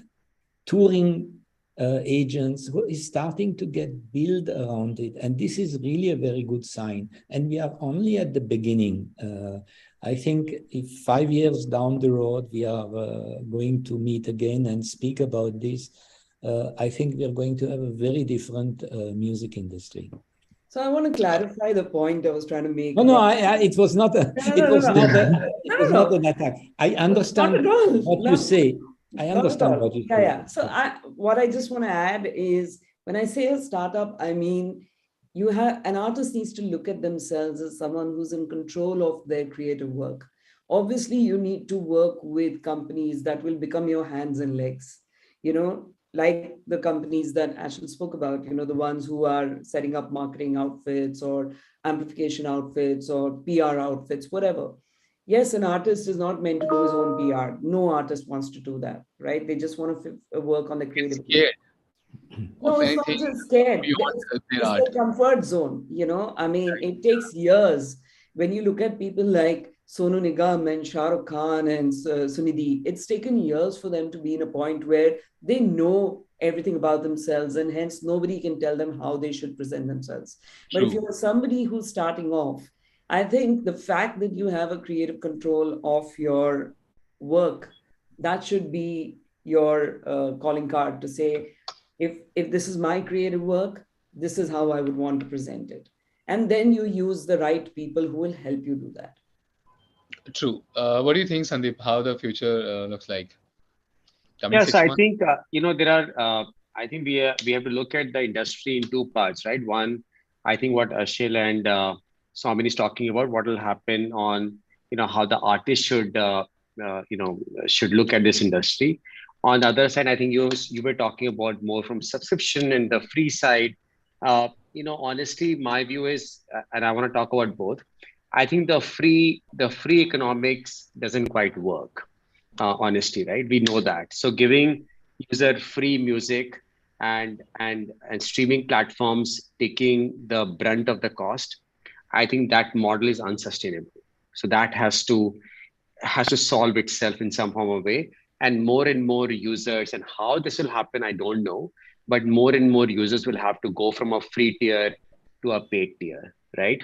So that I know that you said that, look, we were talking about it, has not happened. I think, in my view, countries at cusp of, I would say every country goes through, when I've looked at the charts, every country goes through a cusp. There is a certain set of Gen Z and millennials who will come and say, look, I don't care about this free, and it's an embarrassing moment when people say you have a free. And I think it's starting to happen. And my feeling is, over the next few months, 6 months, 9 months, 12 months, 18 months, I don't know. But I think there will be a inflection point in the near horizon, right? I think that honestly will be the biggest thing that will happen to the industry, the people moving from free to paid. I think to artists, I agree with, maybe the wording was not right or whatever it is. I think I see that artists will start to take more control of their destiny. How they take, I agree with you. They are not the businessmen, but something will happen that they will want to take more control of their destiny, of their path to the answer, path to the point of arrival, whether it's a business decision to be taken, promotion, however they want to take. I see them taking a lot more control of their path and the destiny. I think it's already happening, actually. It's already, and we see a lot of artists who are getting in that direction, and maybe it's a sense of being, succumbing to it, but it's all good. Yeah, a lot of artists these days has their own legal advisors, and that's the best. That's a change. I deal with them on a daily basis. Almost all the lesser known artists or known artists, they all have their legal advisor in place, and that's the best change I would say, Yeah. because now they are sure about what they are signing. Uh, Yeah. uh, yeah, one more thing I wanted to ask Sandeep. Sandeep, do you have any quick tips to the artists who are distributing their music without label, like indie artists who Yeah, are and I coming think the on the answer platform is to similar to voice it? yeah, similar to Swamini's answer, right? I think take more and more control. I mean, be consistent. Um, No, I'm uh, talking about the music. I'm talking about the creative part now, particularly. Like, I attended Sekat's session once in past. Sekat particularly mentioned to all those artists that your song should start within 10 seconds so that the skip rate, starts showing better numbers. There has to be a hook line, uh, which should play almost more than 6 to 7 times in a song. So a lot of these kind of tips works for artists because the skip rate goes down and they get good promotion from the streaming platform itself. So yeah, any my answer to that is, I first I want to focus on where I think I know better. I would say if you're an artist, be a lot more, be seen, known, and active in social media, because honestly, your user base or people see you, people taste you. Let's use the word taste you from the social media. And if you look at currently, India will have 200 to 300 million, music streaming users. But honestly, that number is not going to stop there. That number is going to 600, 700 million over the next few years. And who are these new guys? It's not my mother and father, let's be very clear. It's a Gen Z and the millennials. And where are they going to come from? They're not going to just download Spotify and say, or one of us and say, okay, let's listen to this song, right? They're going to start, tasting music from social media platforms. It's important. If I were to give one tip, I would say, be a lot more active there, and think about making sure people are seeing you there, people are tasting you there, and that's how you create your platform, your brand in the industry. how are you increasing your reach, so many? You have any plans in next 3 months, 6 months? Yeah, so we went live with our app in February, and one of the things, so of course, we're doing the usual suspects of install campaigns and social media. But what I'm actually very excited is we're engaging. I mean, again, the point of what Sandeep said, social media is such a big place. So we're actually engaging almost 90 influencers on a Wow. monthly basis. We just started it, and our first month we had a huge, like, and this was across the country because we've got music across the board, and each influencer is supporting us and helping us to talk about the app and just get more and more people familiar with what the app can do for you.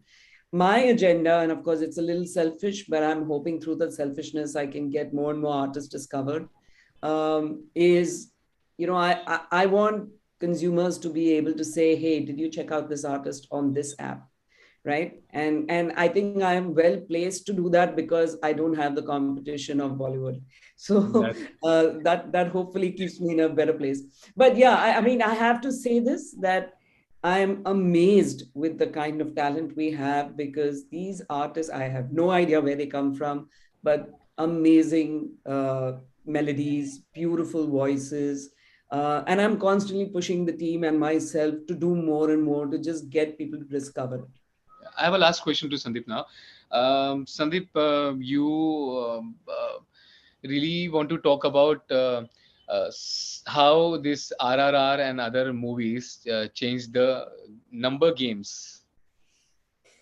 Yeah, and I think before the numbers game, the challenge was, in all of our platforms, we classify a user as a Hindi user, an English user, and Punjabi user. Now, say you have an English user or a Punjabi user or a Hindi user playing RRR, and then what do you say the next song is? You think, oh, he probably wants to listen to a Tamil or Telugu song, and then you put it out there, and your algorithm is completely wrong. So, these songs have really put our algorithm and our recommendation engine upside down, because Yeah, I've seen that on Wink also.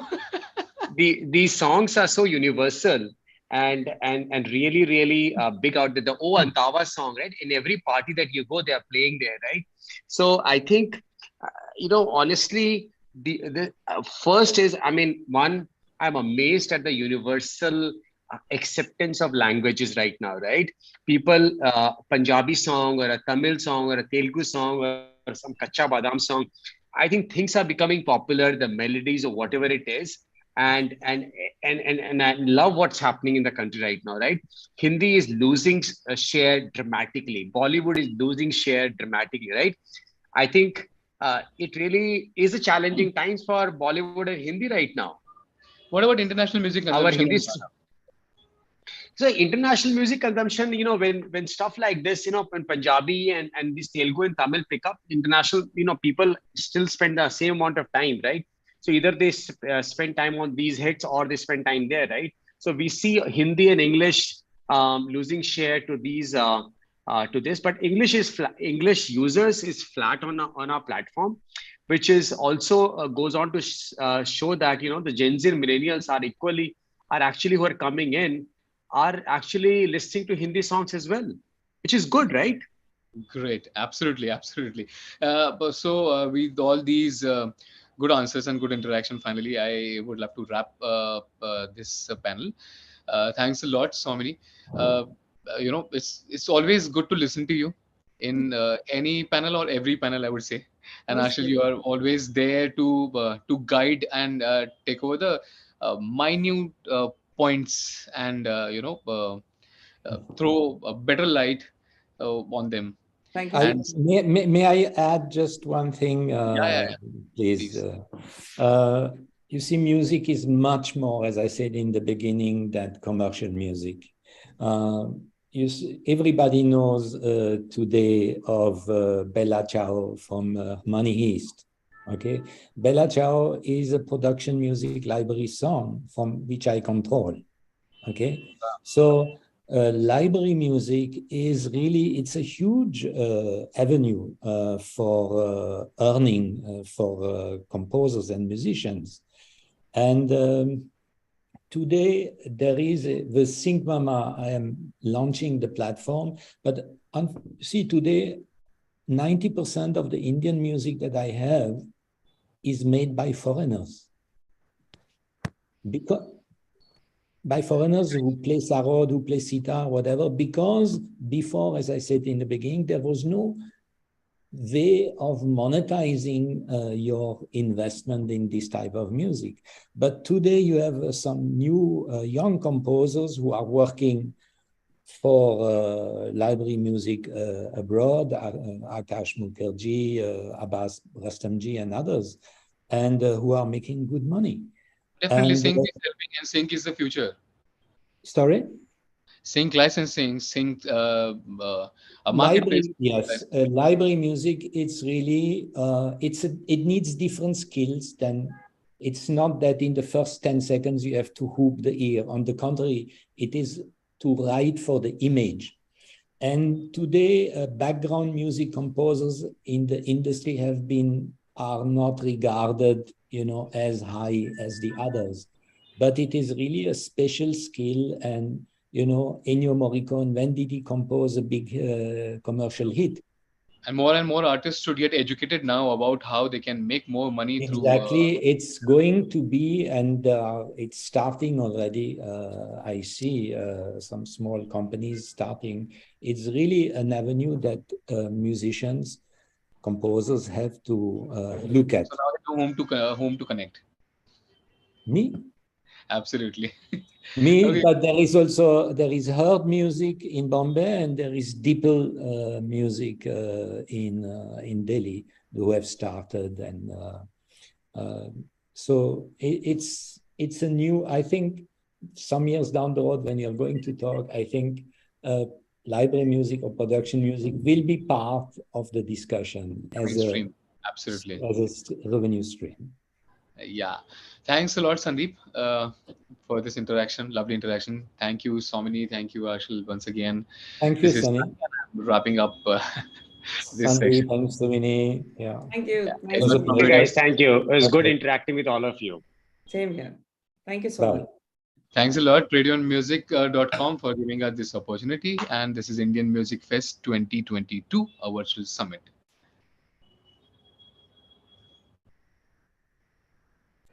Yes, Sachin, over to you.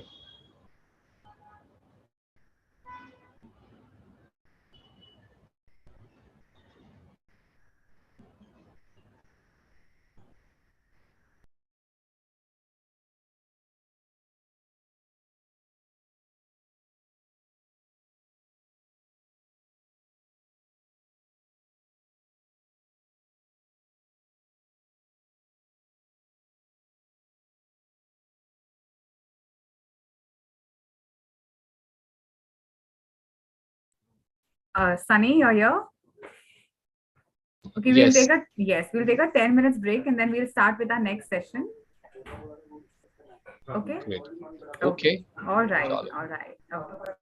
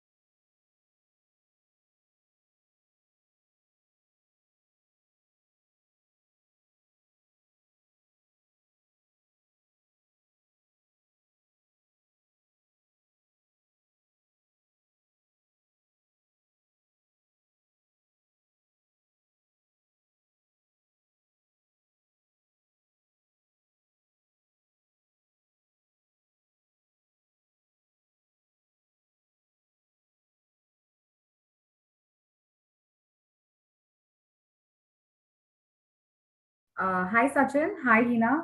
Sachin, we have Hina here. Hello. Hello.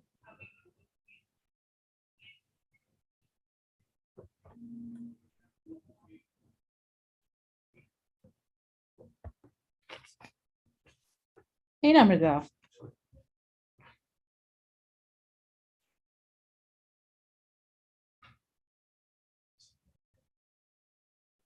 Hi Hina. Sachin, you're here. Sachin, 1 second. I'll just call you. Muted.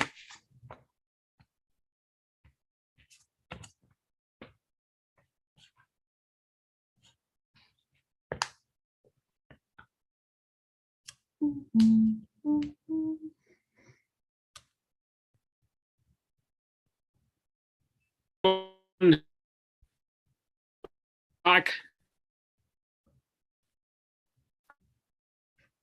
Your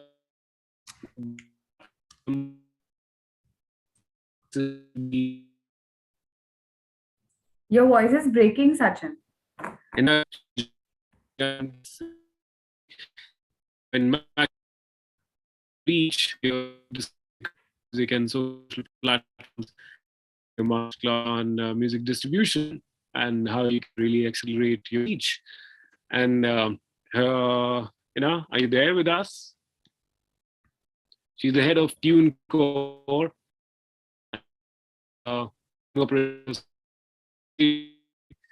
and somebody who's keen and about in what are the questions that you can really, be sure they'll be answered through the session. So, yeah, introduce myself for all the people who rejoined, or joined us now. I'm Sachin, RJ Sachin from Red FM, Delhi, and I've been here for a time now and looking after independent music show Red in Shuffle, and thing which is the biggest show now in Indian radio. We're very happy to be associated with this festival and all this great conversations which are happening, which have been happening. This is the third day today. Can you hear us? And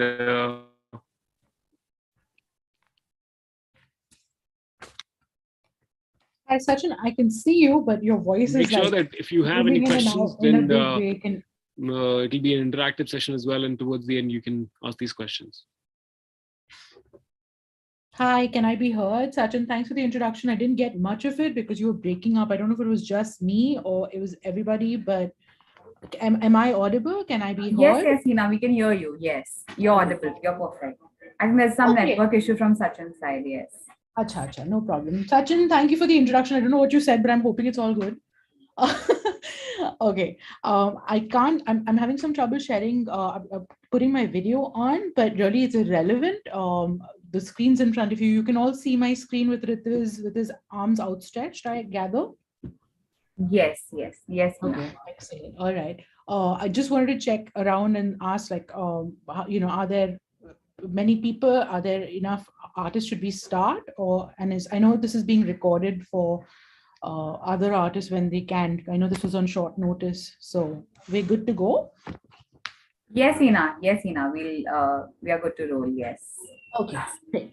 Okay, so whoever's here, thank you for attending this live, and for people who are going to watch it later, I hope it helps.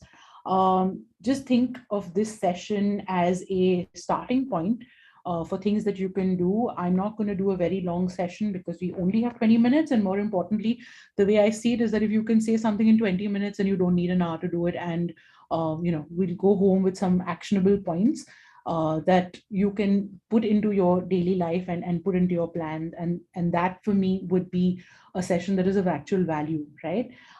So just by way of a quick introduction, I'm Hina Kriplani and I head TuneCore for South Asia. And I'm going to talk to you basically about distribution. We will touch upon TuneCore, of course, and why we do what we do. But really the focus of this session is about just accelerating your reach. It's really about that. It's about amplification. It's about how to plan your releases and so on and so forth. Okay. So just to start, Sorry. Okay. So what is TuneCore? Most of you know all of this, so I'm going to go over the slide really fast. Sorry, It's Hina, to essentially- interrupt you, but could you on your video, like we all want to see you really? No, If it's that's fine. I just possible. don't. I'm having trouble putting on my video. I tried to put it Oh, on. It just okay. basically flashes and then goes off. Like if I do Acha. this, you see me for a second, and then you know, I'm not really certain what is going on here. Is this Okay. on? Can you see me now? Yes, we can see you. Okay, so We can till see you, it but you happens. can, yeah, but you can remove your Zoom background. It says about some another event. No, it says. Oh, okay. Hang on 1 second. Yeah. Let me just take this off. Sorry, you guys. Okay, so you're seeing my pretty office now. Oh God, sorry about all of this. Okay, here we are. All right, so this is a perfunctory look at what we do and what TuneCore is all about. We are the world's biggest music distribution platform. We're the top DIY music platform across the world. We've been around since 16 years since 2005. We're owned by Believe, which is again one of the biggest music music companies in the world. We're a subscription-based platform wherein you come in and you essentially are able to upload your stuff onto us. It's a DIY platform. You pay year on year, and essentially you're paying us for a service of distribution. We keep none of your all your rights are 100% yours. The revenue is also yours when you're distributing through DSPs. So it's really a DIY platform. The idea really is to be able to enable the artist to do their own thing. It's about democratization, and that's essentially what TuneCore attempts to do with every artist, right? Okay, just to go back a little bit, now we're talking about music distribution and how it used to be. Like you often hear about how the good old days and all of that. And I understand that there is always a bit of nostalgia for things that are in the past and, you know, like how it's different now and whatever.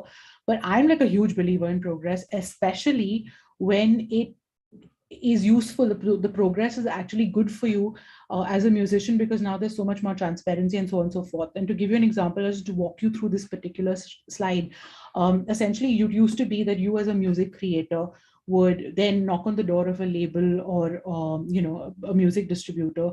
They would weigh your music and say, this is good, this is not good, go back and do another version of this, put some Punjabi beats in it, you feature this one and you come back. So essentially they were the gatekeepers in telling you whether or not your music could progress, could go forward or not. Once you did that, you basically sat back, and they would then move your physical stock into record stores. Then they would be bought by local artists and so on and so forth, local fans, and you know, then your music basically got heard. So it was like a process, right? A procedure. And your first thing was to even get through the door, which sometimes would or would not happen, right? Another reason why this model doesn't work anymore is because of the next slide. Physical distribution, physical music is on the decline. By 2030, it'll be a very negligible part of our industry. So, I mean, I don't even need to tell you people why streaming is important. I just thought that this slide said a lot. It just shows the decline of physical, the decline of downloads, and the incline of streaming. And I think this is why it's very important to keep this in mind when you're talking about music distribution and how we do it now, digital distribution. Yeah. How it works today is fairly simple. There's a music creator, which is you. You come to someone like me, a music distributor. You upload your music onto a site like ours, and you essentially are then able to reach out to 150 plus platforms, reaching out to a global base of fans. You don't have to pick your regions. You don't have to do that, though you have the option to do it. You essentially are able to, with a click of a button, you're able to essentially reach all your fans, create new fans, and so on and so forth. Music distributors come in two types. There is the independent distributors like a Believe, or they are the DIY distributors like us, right? The difference with us is that there are no gatekeepers with us. So how it works is that if you believe that your music should be heard across the world, there is nobody telling you, okay, it's not good enough or whatever. As long as you have the rights to put it out, you can do it, okay? Now, the first thing you need to do as an artist is figure out what kind of distributor do I want? Who is it that I want to go with? And it's a difficult decision because all of us more or less do the same thing, right? But some do it better than others. And when I say better, it's a completely subjective thing. You might decide that something is important for you. Like you might decide that, I don't want to pay year on year, or I don't mind someone taking a bit of my revenue. Or you might say, no, keeping my rights, keeping my 100% revenues is really important to me. So you decide then to go with someone like a TuneCore who offers that. So these are the different factors that I would look at when I'm doing research as an artist. These are the things that I would look at to see which distributor to go by. So make a checklist, okay? Consider these different things. These are the heads. I won't read all of them, but essentially these are the important things, like how much of localization happens. Am I able to pay in my local currency? Will I get paid back in my local currency? Can I use methods like net banking? That could be important to you. Do they distribute to social platforms? Can I try out stuff? Will I get that for free? There are loads of questions that one can ask. You just need to figure out what is important for you. This is like a starter, right? Go from here and see who makes most sense for you. But please distribute your music. It's really important. Whoever you choose to do, that is the starting point. There is no point in you saying you're an artist and having loads of beautiful music on your hard disk and no one else ever gets to listen to it. Yeah. So put your music out there. It's really important. Moving on from here, I'm going to do this. Why TuneCore? There's a plethora of reasons why TuneCore, but essentially 100% sales revenue from music platforms. We're the only ones who distribute to the 4 Indian majors, which is Gaana, Wink, JioSaavn, and Hungama. We have a state-of-the-art dashboard. You can track your digital music trends and sales. If you want to distribute to social networks like Facebook, Instagram, YouTube, TikTok, it's all essentially free up. There's no upfront fee, and we essentially take a part of that revenue. So you can do a trial method and then see if you want to distribute further. Then, of course, there's the localized payment solutions, whether it's price, currency methods. We've streamlined all of them for the Indian artist, keeping you in mind. We want to make sure that it's simple to do. There's also ease of use. There are several support videos that will tell you in Hindi, Punjabi, Tamil, English, how to upload your music. There's our customer care, which is essentially available to you in every Indian language. There's industry expertise. There's our loyalty program, which is really TuneCore Rewards, that actually furthers education of our artists who want to know more about the industry and so on and so forth. And I think the biggest thing for us, another thing, is that we're part of the Believe family. So for me, I don't want to hold on to an artist who has outgrown me. I'm very quick to recognize that. And if you are an artist who are doing particularly well, if you hit certain thresholds, I will upsell you to Believe, which means then you become an artist represented by Believe, and you get certain benefits that you will not get at a DIY site, like promotions, marketing, and so on and so forth. My intention really is to make sure that I'm pushing up as many artists into the system so that you grow. Yeah. And most importantly, we are constantly evolving. I don't know if any of you have read, but we've just started our unlimited pricing. There's a price point and a level of service that's available for everybody. So just check this out, okay? I'm going to move on from there because I know that we're short of time. Now let's talk about planning your release, all right? This to me is the most important thing that you do as an artist besides making your music. Think about the time you spend creating your music. Now think of the time that you're going to spend pushing it out into the world. A lot of artists, what they'll do is they'll rush through that process. Song is ready, I'll upload it today, I'll release it tomorrow, done. Doesn't work that way. It's really not ideal. One, because you spend so much time and energy creating that piece of music, you want to give it the best shot it possibly can to get out in the world and do really well, okay? So let's break this down.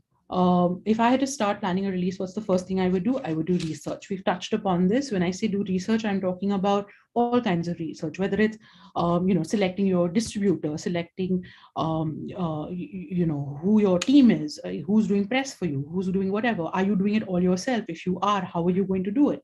So just figure out your research first. Yeah, just figure out what you're going to do.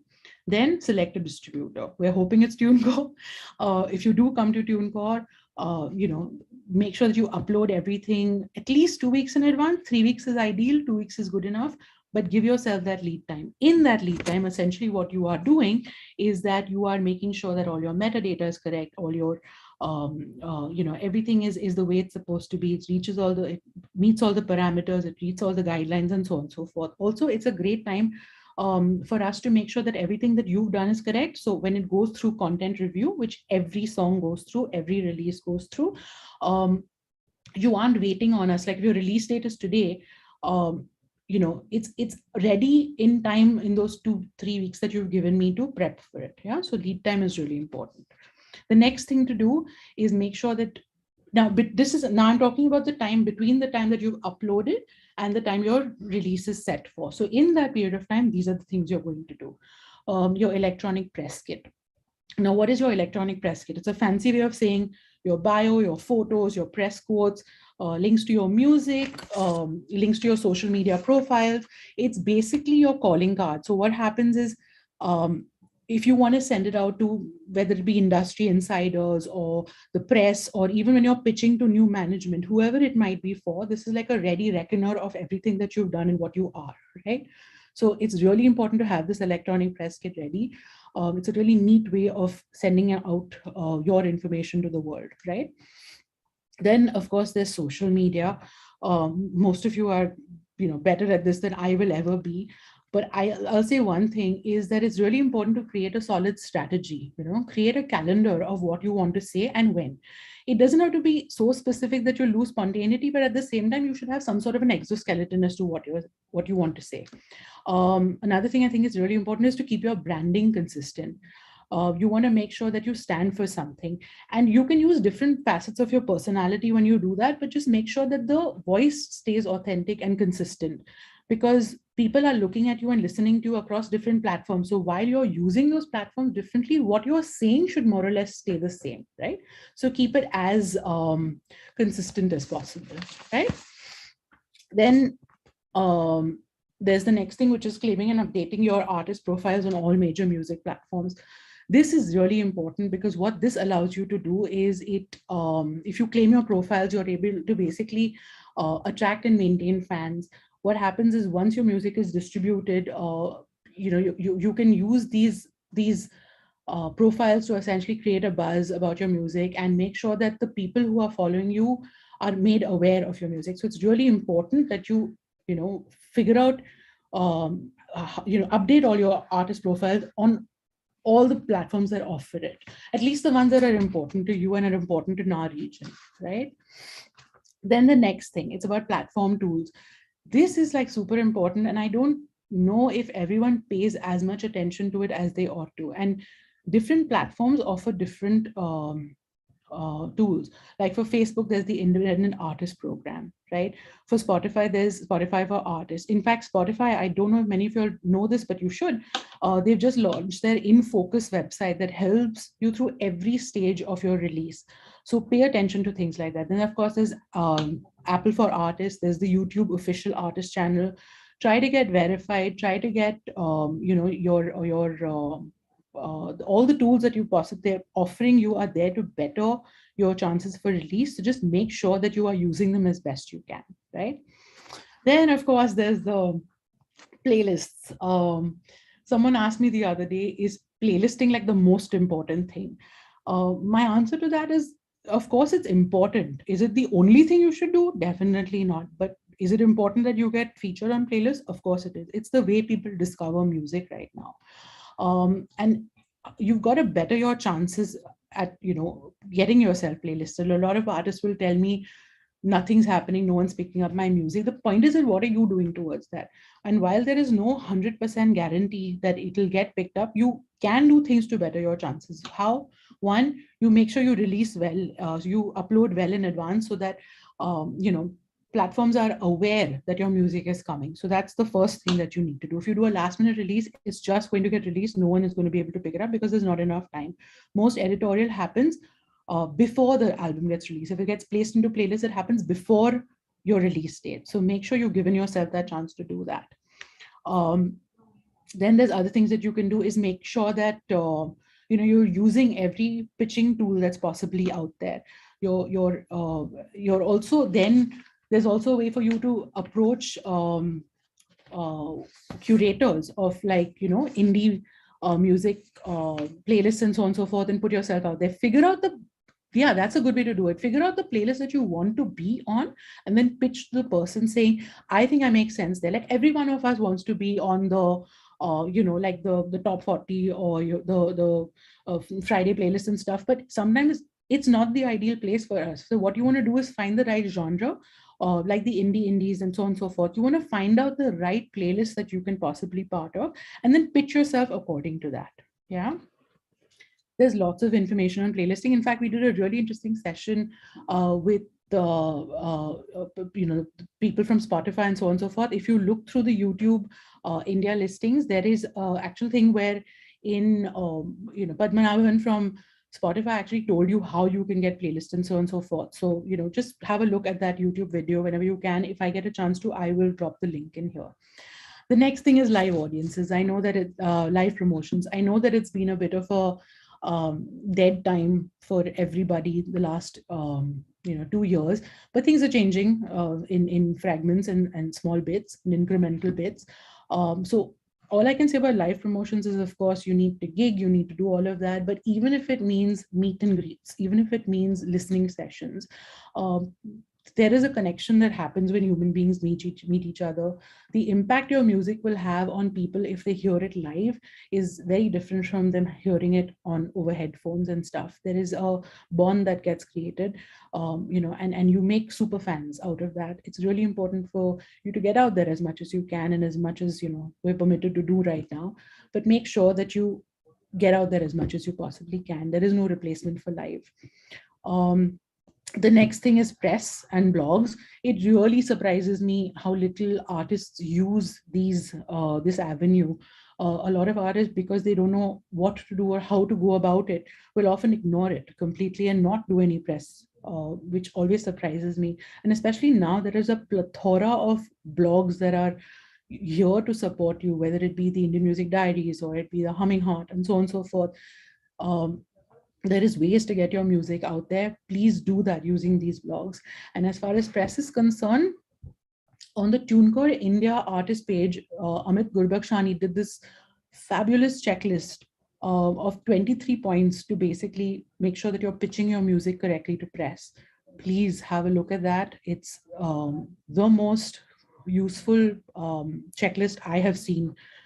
And it comes from Amit Gurbakshani. I mean, I would listen to him. It's like a Bible to me. So please have a look at that when you have a chance to. Artist advice section on tunecore.in. Okay, and the last piece of advice is really lean into your network. And what I mean by that is think of how many friends, family. I mean, forget that. Just look at your mobile phone. How many people are in your directory? These people are your network. You need to lean into them. They're your first touch point. Make sure that they're downloading your music. Essentially, if you get 1,000 people to download your music in the first 3 days of it being released, you're in a really good place, right? It's not that, not download, sorry, stream your music, you're in a really good place. So just make sure that you lean into this network, lean into family, friends, all those WhatsApp groups, let them count for something. So use that, right? So that's what I mean by that. Okay, so that was basically me talking about how you should plan your release. I hope these have been useful to you. I'm going to move on from there and talk to you a little bit about defining and quantifying success. And I'll tell you what I mean by that.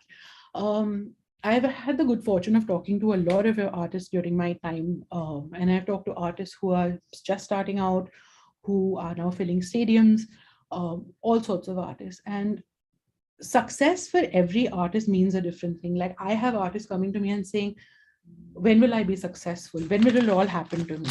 And then my question to them really is this: hey, what does that mean? Like, what do you think success means? What does success look like to you? And they're not able to tell me that. So all I'm trying to say is that it's very important for you to define what success looks like to you. So it could be anything. And I just think that whatever it is, you need to set a goal for yourself. So for me, if I had to release my first album, I would say, chalo, if I am able to get X number of UGC videos created by fans, or if I am able to get X number of followers on Instagram or Facebook, or I have X number of streams on this particular platform, or I get 7 pieces of press coverage, or I have sold X number of tickets at this gig.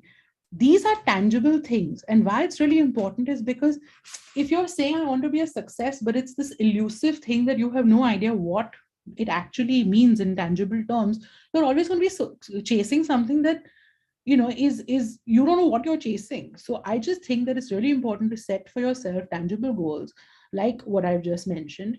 And the good thing is that your goals can change. So once you attain this, you can push further and say, okay, fine, I've attained 5,000 streams in my first 3 weeks. Now I want to hit 15,000 in the next 2 months, or whatever else it might be.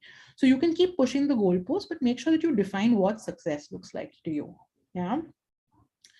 Moving on from there, this is basically more or less the end of this. I basically want to talk to you about visualizing your journey. We plan everything, whether it's our lives, our bank accounts, our mutual funds, our investments, our going the weekends. We plan everything. The only thing we don't plan for some reason is our journey as musicians. For some strange reason, if you ask an artist, where do you see yourself 3 years and 5 years from now, most of them will say, here in the studio, doing whatever. But what are your plans? Like, how do you intend to grow? And why it's very important to visualize yourself. Like, do you see yourself today, filling up a nightclub, tomorrow filling up a stadium? Can you see that in your own head? You believe that can happen. And why it's important to visualize that is because if you see it in your head, then you will take time happen. Like, for instance, if you are an artist who's come to TuneCore and you've been doing decently well, we will push you up to believe that is part of your journey, your growth journey, right? So you should be able to figure out tangible steps as to how to make the next step happen, but you can only do that if you see what that next step is, right? So all I'm saying is visualize your journey, see where you see yourself 5, 10, 15 years from now. And I'll tell you, the most successful artists I know exactly where they have been, but more importantly, where they want to go. Yeah. So just make sure that you make that happen. Okay. Thank you, guys. That was my section. If there are any questions, please, I will happily take them now. I'm going to stop sharing my screen so I can see. Okay. Any questions? I see there's something in the chat box or someone saying hi. Hi, Sachin. Okay, anyone, any questions?